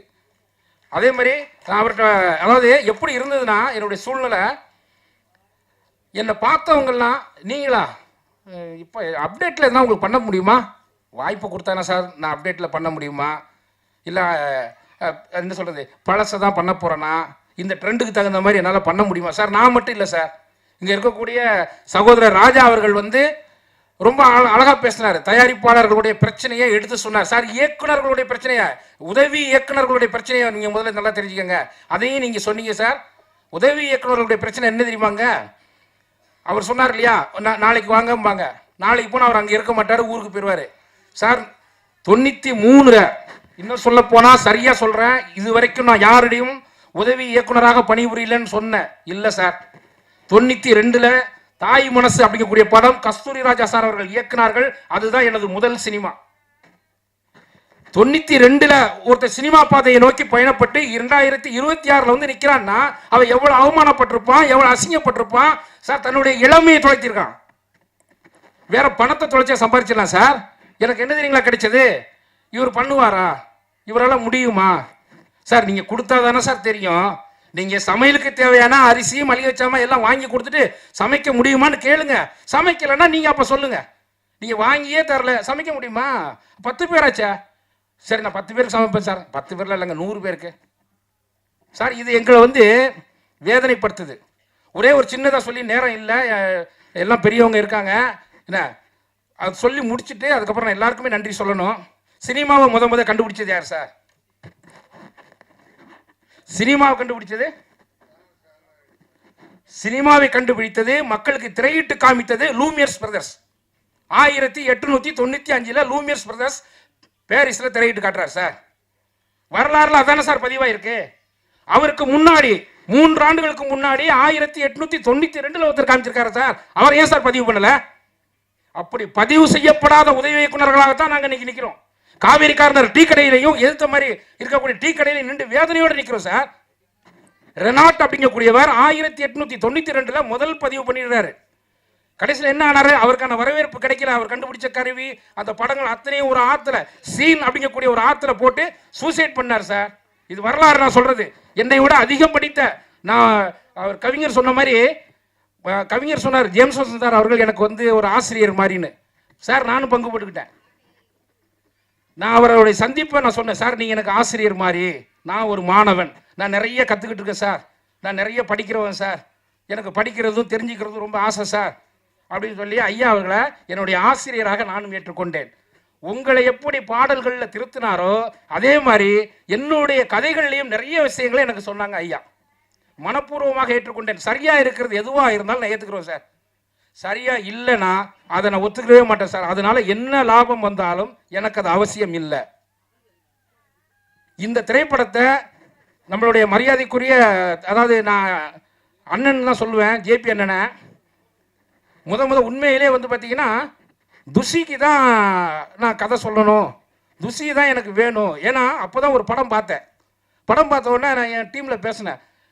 அந்த படம் ஆல்ரெடி ரிலீஸ் ஆன படம். நான் நைட்டு ஒரு படம் பார்த்தேன், அதில் ஒரு பையனை பார்த்தேன், ரொம்ப சூப்பராக இருக்காரு, அவர் நம்ம கதைக்கு சரியாக இருப்பார் நான் நினைக்கிறேன், நீங்கள் நம்பரை வாங்குங்க அப்படி சொன்னோடனே ஜேபி சாருடைய பையன்னு முதல்ல என்கிட்ட சொல்லலை, என்னுடைய மேனேஜர். சரிங்களா, நம்பரை கொடுத்தாங்க, அசிஸ்டண்ட் விட்டு பேசணும், போய் கதை சொன்னோம். அவர் ஒரே வார்த்தை சொன்னார், கதை ரொம்ப சூப்பராக இருக்குது சார், ஆனால் எதுவாக இருந்தாலும் அப்பா தான் சார் டிசைட் பண்ணுவார்னாரு. அவரும் எங்கள் அப்பா என்னாருன்னு சொல்லலை. சரி, அப்பா டிசைட் பண்ணுவாங்கன்னா அது ஒரு தந்தையை மதிக்கக்கூடிய பண்பு தானே சார் சிறந்த பண்பு. அதுதானே சார் உங்களை ஒவ்வொரு காலத்துக்கும் கடத்திக்கிட்டே போகும். தந்தையை மதிக்கலைன்னா அந்த தரணியில இடம் கிடையாது சார். பொதுவாக சொல்லுவாங்க சார், தாய் சிறந்தது, தாயும் சிறந்தது தான், தந்தையும் சிறந்தது தான் சார். தாய் ஒரு வகையில் உங்களை காப்பாற்ற, உங்களை பாதுகாக்க பாடுபட்டு கொண்டிருப்பாள். தந்தை அதற்காக வெளியிலே உழைத்து கொண்டிருப்பான். துஷி சார் சொன்னாப்ல, தம்பி, அருமை தம்பி துஷி அவர்கள் சொன்னாங்க, அப்பா எனக்கு ஓகே சார், ஆனால் அப்பா டிசைட் பண்ணுவாங்க, ஆனால் நான் அப்பாட்ட சொல்லுவேன், எனக்கு பிடிச்சிருக்குன்னு சொல்லுவேன், அப்பா டிசைட் பண்ணிக்கிட்டு சொன்னோன்னே நான் வந்து வேணும் கொஞ்சம் குழம்புறேன். அவங்க அப்பா அந்த அளவுக்கு நாலேஜ் பெர்சனா யாருன்னு தெரியல, யாராக இருக்கும் அப்படிங்கிற மாதிரி எனக்கு ஒரு, ஏன்னா ஒரு எனக்கு உண்மையிலே இவர் வந்து தம்பி துஷி வந்து ஜேபி சாரோடைய பையங்கிறது எனக்கு தெரியாதுங்க. நான் சும்மா இந்த பேசணுங்கிறதுக்காகலாம் பேசலாம், அது எனக்கு அவசியமும் இல்லை. உண்மையிலே தெரியாது, ஏன்னா தெரியாதுங்கிறது எனக்கான ஒரு அசிங்கம் தானே. இன்னொருடைய பையன்னு சினிமாவில் இருந்துக்கிட்டு தெரியலங்கிறது எனக்கு அசிங்கம் தானே, அதெல்லாம் நான் சொல்ல வேண்டியதில்லை. அதுக்கப்புறம் தான் ஒரு நாள் சொல்கிறாங்க, அவங்க டேடி வந்துட்டாங்க, நீங்கள் வந்து கதை சொல்லுங்களேன் அப்படின்னு. சரி பரவாயில்ல, ஒரு பெரிய மனுஷன், டேடிங்கிறது அப்பாங்கிறது ஒன்று என் வயசில் இருக்கும், இல்லை என்னுடைய மூத்தவராக இருப்பார். நம்ம பொதுவாகவே மதிக்கக்கூடிய பண்பு தானே நம்மளுடைய பண்பு. தமிழர்களுடைய மிகப்பெரிய பண்பு என்ன? மதித்தல் தானே. நான் அதெல்லாம் என்ன பண்ணேன்னா, சரி நேரில் போய் நம்ம பார்த்துருவோமே அப்படின்னு போனால், இந்த மெட்ரோசூன், ஐயோ இங்கே ஜேபி சார் வீடு இங்கே தானே இருக்குதுன்னு சொன்னாங்க. என்ன சார், ஜேபி சாரோடைய சன்னு தானே சார். நாங்கள் இதை ஏன் முதல்ல சொல்லலை, ஏன்னா சார் வந்துட்டார்னு சொல்லும்போது நான் கொஞ்சம் ஒரு சின்ன வேலையாக இருந்தேன். சார் மத்தியானம் மீட் பண்ணிக்கலாமான்னு அவர்கிட்ட கேளுங்க அப்படின்னு சொல்லிட்டேன். ஜேபி சார்ன்னு சொன்னால் நான் உடனே போயிருப்பேன். அதுக்கப்புறம் நான் என்ன பண்ணேன்னா சரின்னு சொல்லிட்டு போனோடனே சார் வந்து கதையை ஃபுல்லாகவே கேட்டாங்க. அதெல்லாம் எடுத்தோன்னே ஒத்துக்கல. தம்பி சொன்னாப்புல, நீங்கள் எனக்கு சொல்ல முடியுமா? சொல்கிறேன் சார், கண்டிப்பாக சொல்கிறேன் சார். ஏன் சொல்கிறேன், முழுமையாக சொல்கிறேன்னு சொன்னேன்னா நல்லா அதையும் நான் உங்களுக்கு பதிவு பண்ணுறேன். ஜேபி சார் நடிக்கணுங்கிறதுல நான் இல்லை, அவர் ஒரு தயாரிப்பாளர். இதில் ஏதேனும் ஒரு குறை இருந்தால் சுட்டி காட்டுவார் கண்டிப்பாக. இதில் வந்து இப்படி இருக்குது, இது எப்படி நீங்கள் பண்ணுறேன்னு சொல்கிறீங்க, ஏன் இந்த கதையில் ஒரு விஷயத்தை நீங்கள் மாற்றக்கூடாதா அப்படின்னு கேள்வி கேட்கக்கூடிய ஒரு இடம் இருக்குது. ஏன்னா அவர் ஆர்டிஸ்ட் இல்லை, முதல்ல அவருடைய தயாரிப்பாளர். ஒரு தயாரிப்பாளருக்கு தான் இன்னொரு தயாரிப்பாளருடைய, தம்பி ராஜா சொன்ன மாதிரி அந்த வலியும் வேதனையும் தெரியும். நம்ம நினச்சிக்கிறோம். இந்த பேசின பல பேர் சொன்னாங்க, சாயந்தரமான காசு எங்களுக்கு வந்துருச்சு. சந்தோஷம் சார், அந்த காசை நானும் தான் சார் வாங்கியிருக்கேன். தயாரிப்பாளர்களுக்கு, உண்மையிலே தயாரிப்பாளர் மேடம் மோகன் அவர்களுக்கு நான் நன்றி சொல்கிறேன். இங்கே யாரையும் அவங்க பட்டினி போடலை. எந்த இடத்துலையும் இன்றைக்கி காசு இல்லை, நீங்கள் நாளைக்கு வாங்குங்கன்னு அவங்க சொல்லவே இல்லை. ஆனால் அந்த காசை அவங்க எப்படி வாங்கினாங்கன்னு ஒன்று இருக்குல்ல, எங்கே வாங்கியிருப்பாங்கன்னு ஒன்று இருக்குல்ல. 2 ரூபா வட்டிக்கு கிடைக்குமா சார் சினிமாவில்? எங்கேயோ ஒரு இடத்துல வட்டிக்கு வாங்கிட்டு வந்து நம்மகிட்ட கொடுத்துருக்காங்கல்ல சார். ஸோ அந்த வலியும் வேதனையும் அண்ணன் ஜேபி அவர்களுக்கு தெரியும். அப்போ நம்ம ஃபுல்லாக கதையை சொல்லிவிடுவோம், அவரே மறுத்தா கூட விடக்கூடாது, இது நம்ம கேட்டுச்சிருக்கிற ஒரு வாய்ப்பு அப்படின்னு நான் முழுமையாக சொன்னோன்னே, அவர் அடுத்த கேள்வி கேட்ட முதல் கேள்வியே இந்த அழகர் கேரக்டர் யார் பண்ணுறான்னு தான். என்ன கதையை பற்றி எதுவுமே சொல்லலையே ஆனால் என்னண்ணே ஏதாவது என்ன இல்லை இந்த அழகர் கேரக்டர் யார் அப்படின்னா, இன்னும் டிசைட் பண்ணலண்ணே. அப்படியா ஆனால் உங்களை கூட எனக்கு இது கூப்பிடலான்னு தான். ஏன் கூப்பிடலன்னா என்ன எனக்கு புரியலையே. இல்லைண்ணே உங்களை ஆல்ரெடி நீங்கள் உங்களை நான் மனசில் நினச்சிருந்தேன். சரி அது எப்படி சொல்கிறது, என்ன உங்கள் பேமெண்ட் என்ன எனக்கு எதுவுமே தெரியாதுண்ணே. நான் பாட்டுக்கு பட்ஜெட்டை இழுத்து விட்டு ப்ரொடியூசரை போய் மாட்டி விட்டு போயிடக்கூடாதுண்ணே, ஏன்னா இதில் நிறைய ஆர்டிஸ்ட் இருக்காங்கண்ணே அப்படின்னோன்னா ஒரே ஒரு வார்த்தை, தயாரிப்பாளர்களுக்கான, அதாவது அவர் தயாரிப்பாளருங்கிறதுனால சொல்கிறேன், தயாரிப்பாளர்களுக்கான ஒரு நடிகராகவும் அண்ணன் அவர்கள் இருக்கிறாங்க. சம்பளம்லாம் ஒரு விஷயமே இல்லை, எனக்கு கதை பிடிச்சிருக்கு, இதில் நானே பண்ணுறேன்னாங்க. எனக்கு அதை விட என்னங்க வேணும். அதுக்கப்புறம் இங்கே ஐயா கிட்ட வந்தேன். உண்மையிலே எல்லாருமே இங்கே வந்தது சுப்பிரமணியபுரம் படத்தில் வரக்கூடிய அந்த கண்கள் இரண்டால் அந்த சாங்கை எல்லாருமே பேசணும். நான் இதைத்தான் சொன்னேன். போனோடனே ஐயாட்ட சொன்னேன், ஐயா நீங்கள் வந்து நான் ஒரு மாதிரி ஒரு படம் பண்ண போகிறேன், நீங்கள் தான் இசையமைக்கணும்னு நான் ரொம்ப ஆசைப்பட்றேன். என்ன மேலே இங்கேயும் என் ஐயா பார்த்தாங்க. பார்த்துட்டு நான் இப்போல்லாம் படம் பண்ணுறது இல்லைங்க, யாருங்க சொல்கிற மாதிரி எடுக்கிறா, இது நான் சொல்கிறது எல்லாமே உண்மையிலே சொல்கிறேன், கூட்டி குறைச்சி பத்திரிக்கைக்கெலாம் கூட்டி குறைச்சி சொல்கிற அளவுக்கு. இப்போ மன்சூரன் மாதிரி நான் ஒரு அடையாளமான ஆளாக இருந்தால் கூட்டி குறைச்சி சொல்லலாம், அது வந்து ஒரு கண்டென்ட்டாக கூட மாறும். இங்கே நான் மன்சூரன் அளவுக்கான ஒரு ஆள் கிடையாது, மிக சாதாரண ஒரு அண்ணன் சீமான் சொல்கிற மாதிரி ஒரு எளிய தாயின் மகன், எளிய மகன். சரிங்களா? இல்லை அண்ணன் ஐயா சொன்னாங்க, நான்லாம் பண்ணுறது இல்லைங்க, சொல்கிறபடி யாருங்க கதையை எடுக்கிறா, அதெல்லாம் ஒன்றும் இல்லைங்க, சொல்கிறது ஒன்றா இருக்கும், எழுதுறது ஒன்றா இருக்கும், எடுக்கிறது ஒன்றா இருக்கும்னாரு. அடுத்தது எப்படி என்னுடைய இசையை விரும்பினீங்கன்னாரு. நான் சொன்னேன் ஐயா கிட்ட, ஐயா எனக்கு காதலில் பெருசாக விருப்பம் கிடையாது, எனக்கு காதல்னு தெரியாது, ஆனால் உங்கள் பாட்டு எனக்கு ரொம்ப பிடிக்கும். அந்த கண்கள் இரண்டால் பாட்டு வந்து நான் ஓப்பனாக சொன்ன, மறைச்சு சொல்ல வேண்டிய அவசியம் இல்லை. நான் ராஜா சாரினுடைய ரசிகன். இங்கே இருக்கக்கூடிய பல இயக்குநர்கள் ராஜா சாருடைய ரசிகர்களாக தான் இருப்பாங்க. நான் ராஜா சாருடைய ரசிகன். ஆனால் சில பாட்டுகள் நம்ம வச்சிருப்போம் இல்லையா, அதை தாண்டி சில இசையமைப்பாளருடைய பாடல், அந்த வகையில் உங்களுடைய பாடலும் சில பாடல்கள் என்னுடைய அந்த லைப்ரரியில் நான் வச்சுருக்கேன், அதை கேட்டுக்கிட்டு தான் இருப்பேன், அதனால் நீங்கள் பண்ணணும்னு ஆசைப்பட்றேன்னு. சரி கதையை சொல்லுங்கள், நல்லா இருந்தால் பண்ணுவேன், இல்லைனா கோச்சிக்கூடாதுன்னு. கோவிக்கிறதுக்குலாம் ஒன்றும் இல்லையா, ஐயா கிட்ட சொன்னேன். இதேமாரி எழுதியிருக்கீங்களா? நாங்கள் எழுதியிருக்கேங்கய்யா, எனக்கு கதையை கொடுக்க முடியுமா? கொடுக்குறேங்கய்யா. கொடுத்தேன். ஒரு 2 நாளோ 3 நாளோ நினைக்கிறேன், இம்மிடியேட்டாக என்னை கூப்பிட்டாங்க. என்ன சொல்ல போகிறாரோ தெரியலையே, நல்லா இருக்குன்னு சொல்ல போகிறாங்களா இல்லையா என்னன்னே தெரியலையா. சரி எப்படி இருந்தாலும் சந்திச்சு தானே ஆகணும், நேராக கிளம்பி போனேன். என்ன சொன்னீங்களோ அதை அப்படியே எழுதியிருக்கிறீங்க, உண்மையிலே ரொம்ப நான் உங்களை பாராட்டுறேன், ஆனால் அதேமாரி எடுத்துருவீங்களான்னு கேட்டாங்க. முயற்சி எடுத்துருவேன்ற அந்த ஆணவத்தில் சொல்லலை, முயற்சி பண்ணுறேன்யா, கண்டிப்பாக நான் எடுத்துருவேன், நான் என்ன நம்புகிறேன்.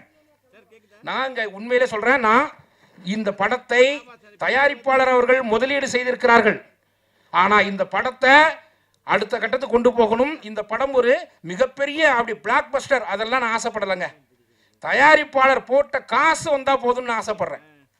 அதை தாண்டி ஒன்று பெருசாக வந்து அது இறைவன் கொடுப்பான் அவங்களுக்கு. அவங்க இதில் உண்மையாக உழைச்சிருக்கிறார்கள் தயாரிப்பாளர்கள், சரிங்களா? அதுக்கான பலனை இறைவன் கண்டிப்பாக கொடுப்பான். ஆனால் நான் ஆசைப்பட்டது இந்த படத்தை, அதாவது ஒரு 30 ஆண்டுகளுக்கு மேலே நானும் உதவி எங்கள் வீட்டுக்காரன் கச்சேரிக்கு போவார்னு சொன்ன மாதிரி நானும் வீட்டிலேருந்து அசிஸ்டன்ட் டைரக்டர்னு சொல்லி கிளம்பி வந்துடுறது. அப்போது என்னுடைய வாழ்க்கை எங்கேயோ போச்சு. இந்த வயசில் இன்னும் சொல்ல போனால் என்னுடைய வயசில் பல இயக்குனர்கள் ரிட்டையர் ஆகிட்டாங்க. ஆனால் அந்த ரிட்டையர்ட் ஆகக்கூடிய வயசில் முதல் படத்தை பண்ணியிருக்கேன். ஸோ எனக்கு இங்கே ஒரு நிறைவு என்ன தெரியுங்களா, சாகுற வரைக்கும் நான் படத்தை இயக்கிக்கிட்டு இருப்பேன். அது என்னுடைய ஆயுள் இன்னும் 10 ஆண்டோ 20 ஆண்டோ 30 100 அது எனக்கு தெரியாது. ஆனால் எனக்கு நம்ம வடிவேல் சார் சொன்ன மாதிரி தான், எனக்கு எண்டு கார்டே கிடையாது. ஏன்னா என்னுடைய கேரியர் இப்போ தானங்க ஸ்டார்ட் ஆகிருக்கு. என்னுடைய வயசை சொல்கிறதுல எனக்கு ஒன்றும் இல்லைங்க. நான் என்ன இனிமேல் என்ன யாரையும் லவ் பண்ணியா கல்யாணம் பண்ண போகிறேன். 54 வயசுங்க. இந்த 54 வயசில் ஒரு முதல் படம், ஒரு 22 வயசில் ஒரு முதல் படத்தை ஒரு இளைஞன் பண்ணினால் எவ்வளவு ஆனந்தப்படுவானோ, எவ்வளவு தன்னம்பிக்கை கொள்வானோ, அதை விட பல மடங்கு நான் நினைக்கிறேன். சில உதவி இயக்குனர்கள் உங்களுக்கும் நான் சொல்கிறேன், வயசுலாம் ஒன்றுமே இல்லைங்க. நமக்கான தேடுதல் நாம் கொஞ்சம் தீவிரப்படுத்தணும். நமக்கான முயற்சியை கைவிட்டக்கூடாது. நம்மளை சுற்றி பகைகள் வரும், நம்மை சுற்றி நிறைய நெருடல்கள் வரும், சங்கடங்கள் வரும், சஞ்சலங்கள் வரும். அதுக்கு எதுக்குமே நாம் ஆட்படக்கூடாது. நம்மளுடைய இலக்கு என்ன? இயக்குனராகுவது.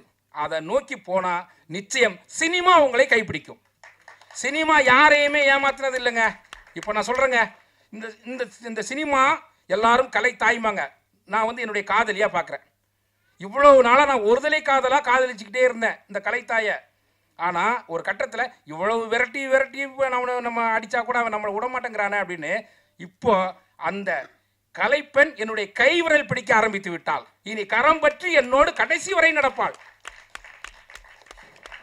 ஸோ இந்த படத்தை இன்னைக்கு எல்லாருமே திரையரங்கில் பாருங்கள். பத்திரிகைகள் முதல் படம் எனக்கு, நீங்கள் பெரிய பத்திரிகை காட்சி ஊடகம் எல்லாம் எனக்கு மிகப்பெரிய ஆதரவாக இருங்க, சப்போர்ட் பண்ணுங்க. நான் உங்களை ரொம்ப கேட்டுக்கிறேன்,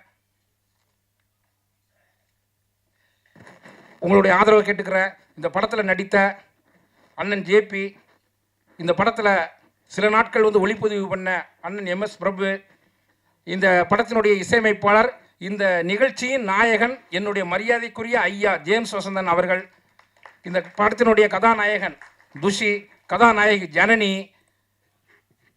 எங்களுடைய கவிஞர். நான் உண்மையிலே அவரை வந்து கவிஞர்னு தான் கூப்பிடுவேன். கவிஞர் தாங்க கூப்பிடணும். நீங்கள் கவிதை எழுதினாலும் பாடல்களும் கவிதை தானே. நீங்கள் திரைக்கு பயன்படுத்தலாம், சில பேருக்கு அது காதல் கவிதையாக மாறும், அதனால் அது கவிதை தான். அதனால் நான் உங்களை கவிஞர் அப்படின்னு தான் அழைப்பேன். அடுத்தது இந்த நிகழ்ச்சியின் சிறப்பு அழைப்பாளராக கலந்து கொண்ட மன்சூர் அலிகான் அவர்களுக்கும் அண்ணன் அவர்களுக்கும் மீண்டும் என்னுடைய நெஞ்சம் நிறைந்த நன்றியினை தெரிவித்துக் கொள்கின்றேன். செந்திக்குமாரி சகோதரி நல்ல ஒரு அற்புதமான ஒத்துழைப்பு கொடுத்தாங்க. அவங்க என்ன டைம் கொடுத்தாங்களோ அந்த டயத்தில் வந்து கண்டிப்பாக பண்ணாங்க. தோழர், நான் அவங்களை எப்போவுமே தோழர்னு தான் அழைப்பேன், ஏன்னா அவங்க ஒரு சமூக செயற்பாட்டாளர். தோழர் வினோதினி அவர்களுக்கும் என்னுடைய நெஞ்சம் நிறைந்த நன்றியினை தெரிவித்துக் கொள்கின்றேன். மிக அற்புதமான ஒரு பங்களிப்பை இந்த திரைப்படத்தில் கொடுத்தார்கள்.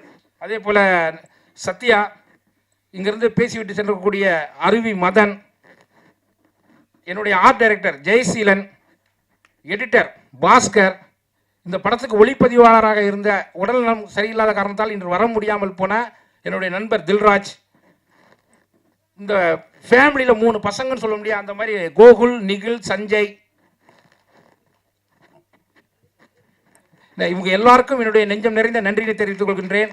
அதே மாதிரி வந்து பார்த்திங்கன்னா காஸ்டியூம் டிசைனர் வாசன், எங்களுக்கெல்லாம் உணவு பரிமாறி எங்களை பசி இல்லாமல் பார்த்து கொண்ட ப்ரொடக்ஷன் மோகன், அதே மாதிரி மேக்கப் மேன் ராஜா, லைட் ஆஃபீஸர்ஸ், எங்களுக்கு அவுட்டோர் யூனிட் கொடுத்து மிகப்பெரிய ஒத்துழைப்பாக இருந்த கண்ணன், இன்னும் எத்தனை பேர் விடுபட்டு இருக்குன்னு தெரியல. அதே மாதிரி எங்களுடைய ஆடியோ ரைட்ஸ் வாங்கி இன்றைக்கி வந்து மிக அற்புதமாக தன்னுடைய அந்த சேனலில் ஒளிபரப்பு கொண்டிருக்கக்கூடிய ட்ரெண்ட் மியூசிக்கினுடைய எம்டி ராஜா ராமமூர்த்தி சார் அவங்களுக்கும் ஜிதேஷ் கிருஷ்ணா அவங்களுக்கும் எங்களுடைய ஒன் ஸ்டெப் என்டர்டெயின்மெண்ட் சார்பாக மிகப்பெரிய நன்றியினை தெரிவித்துக் கொள்கின்றேன். எனது சார்பாகவும் நன்றியினை தெரிவித்துக் கொள்கின்றேன். அதேபோல் தயாரிப்பாளர் மதிப்பிற்குரிய மோகனா மேடம் அவர்களுக்கு என்னுடைய நெஞ்சம் நிறைந்த நன்றியினை தெரிவித்துக் கொள்கின்றேன். ஒரே ஒரு விஷயத்தை மட்டும் முடிச்சிடுறேன், ஏன்னா ரொம்ப நேரம் இதாகிடுச்சு. மேடம், எல்லோராலையும் பணம் இருக்கக்கூடிய அத்தனை பேராலையும் ஒரு படத்தை எடுக்க முடியாது. படத்தை எடுக்கக்கூடிய அத்தனை பேரும் நஷ்டமடைந்து விடுகிறார்கள்ன்றா அதுவும் இல்லை. அதுக்கு என்ன காரணம்? சினிமாவை ஒரு தொழிலாக பார்க்க வேண்டும். சினிமாவை ஒரு சந்தோஷமாக இருக்கக்கூடிய இடமாக பார்த்த பல பேர் பல சாம்ராஜ்யம் சரிந்திருக்கின்றது. இது நீங்க வந்து சந்தோஷமா இருக்கக்கூடிய இடமா நீங்க பார்க்கல. இங்க இருக்கக்கூடிய என்னுடைய சக தோழர்களும் இது ஒரு நமக்கு ஒரு பெரிய ஒரு சந்தோஷம் தரக்கூடிய ஒரு இடம், ஜாலியாக கூத்தடிப்போம் நமக்கு என்ன அப்படின்னு பார்க்கல. அதனால நீங்க பயப்பட வேண்டாம். நிச்சயமாக இந்த படம் உங்களுக்கான வெற்றியை தரும். இதை நான் நெஞ்ச நிமிர்த்தி சொல்கிறேன். அப்படி சரியா இருந்தால் வருங்கிறத ராஜா அவர்களே ஒற்றுக்கொள்வார் இல்லையா? நாம இங்க சில பேர் ஏன் தெரியுமா இந்த மாதிரி தயாரிப்பாளர்கள்லாம் சில இயக்குநர்களுக்கு படம் கொடுக்க பயப்படுறாங்கன்னா, சொல்ற பட்ஜெட் ஒன்று, எடுத்து முடிக்கிற ஒரு பட்ஜெட் ஒன்று, அதுக்கப்புறம் சார் சிஜி சார் அது இதுன்னு ஒரு பட்ஜெட் கொண்டு வரும்போது அப்புறம் அவர் சொன்ன மாதிரி அந்த டிஸ்ட்ரிபியூஷன் சைடில் இருக்கக்கூடிய சங்கடங்கள், இது எல்லாம் ஒரு பெரிய பிரச்சனையை கொடுக்கும்போது அந்த தயாரிப்பாளர் போட்ட காசும் வராது, மேற்கொண்டு போட்டு ஆகணும், படமும் வராது. ஆனால் இங்கு சரியான இயக்குநர்களும் இன்றும் இருந்து கொண்டு தான் இருக்கிறார்கள், நாளையும் வருவார்கள். சகோதரர் ராஜா அவர்களே, அதே போல் தம்பி வெங்கடேஷ் நம்மளுடைய இந்த படத்தில் ஒரு அற்புதமான ஒரு கேரக்டர் பண்ணியிருக்காரு. அவர் சொல்ல விடுபட்டு விட்டது, மன்னிக்க வேண்டும். அதே மாதிரி நமக்கு சவுண்ட் இன்ஜினியர் ரசீத் தம்பி அப்படியா ரொம்ப அற்புதமாக ஒர்க் பண்ணியிருக்காரு. இதில் சில பேருடைய பெயரை நான் விடுபட்டிருக்கலாம், நேரமும் குறைவாக இருக்கிறது. அதே நேரத்தில் சூழ்நிலையும் சிந்தனைகளும் வெவ்வேறு இடையில் இருப்பதால் உங்கள் அனைவரையும் வருக வருக என்று வரவேற்பதோடு யாருடைய பெயரால் விடுபட்டிருந்தால் மன்னித்துக் கொள்ள வேண்டும் என்று கேட்டுக்கொள்கின்றேன். என்னுடைய உதவியாளர்கள், அதே போல என்னுடைய எக்ஸிக்யூட்டிவ் ப்ரொடியூசர் ரஞ்சித்,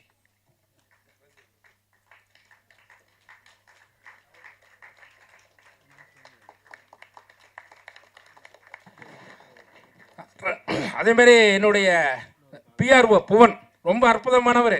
அவர் வந்து எப்படின்னா உங்களுக்கு எல்லாம் தெரிஞ்சிருக்கும், அந்த ப்ரெஸ்ஸுக்கு தெரிஞ்சிருக்கும், தினகரன் மீரான் என்னுடைய மச்சான், என்னுடைய தாய் மாமா பையன், அவருக்கு அவர் ரொம்ப வேண்டப்பட்டவர். சரிங்களா? ஸோ ரொம்ப ஒரு அற்புதமான ஒரு பிஆர்ஓ எனக்கு கிடைச்சவர் தம்பி புவன். இந்த படத்தை நான் நம்புகிறேன், அவரை சரியான ஒரு விளம்பரத்தில் கொண்டு போய் நிறுத்துவார். இந்த படம் போலித்தனமான விளம்பரத்துக்கு இந்த படம் அவசியம் இல்லை.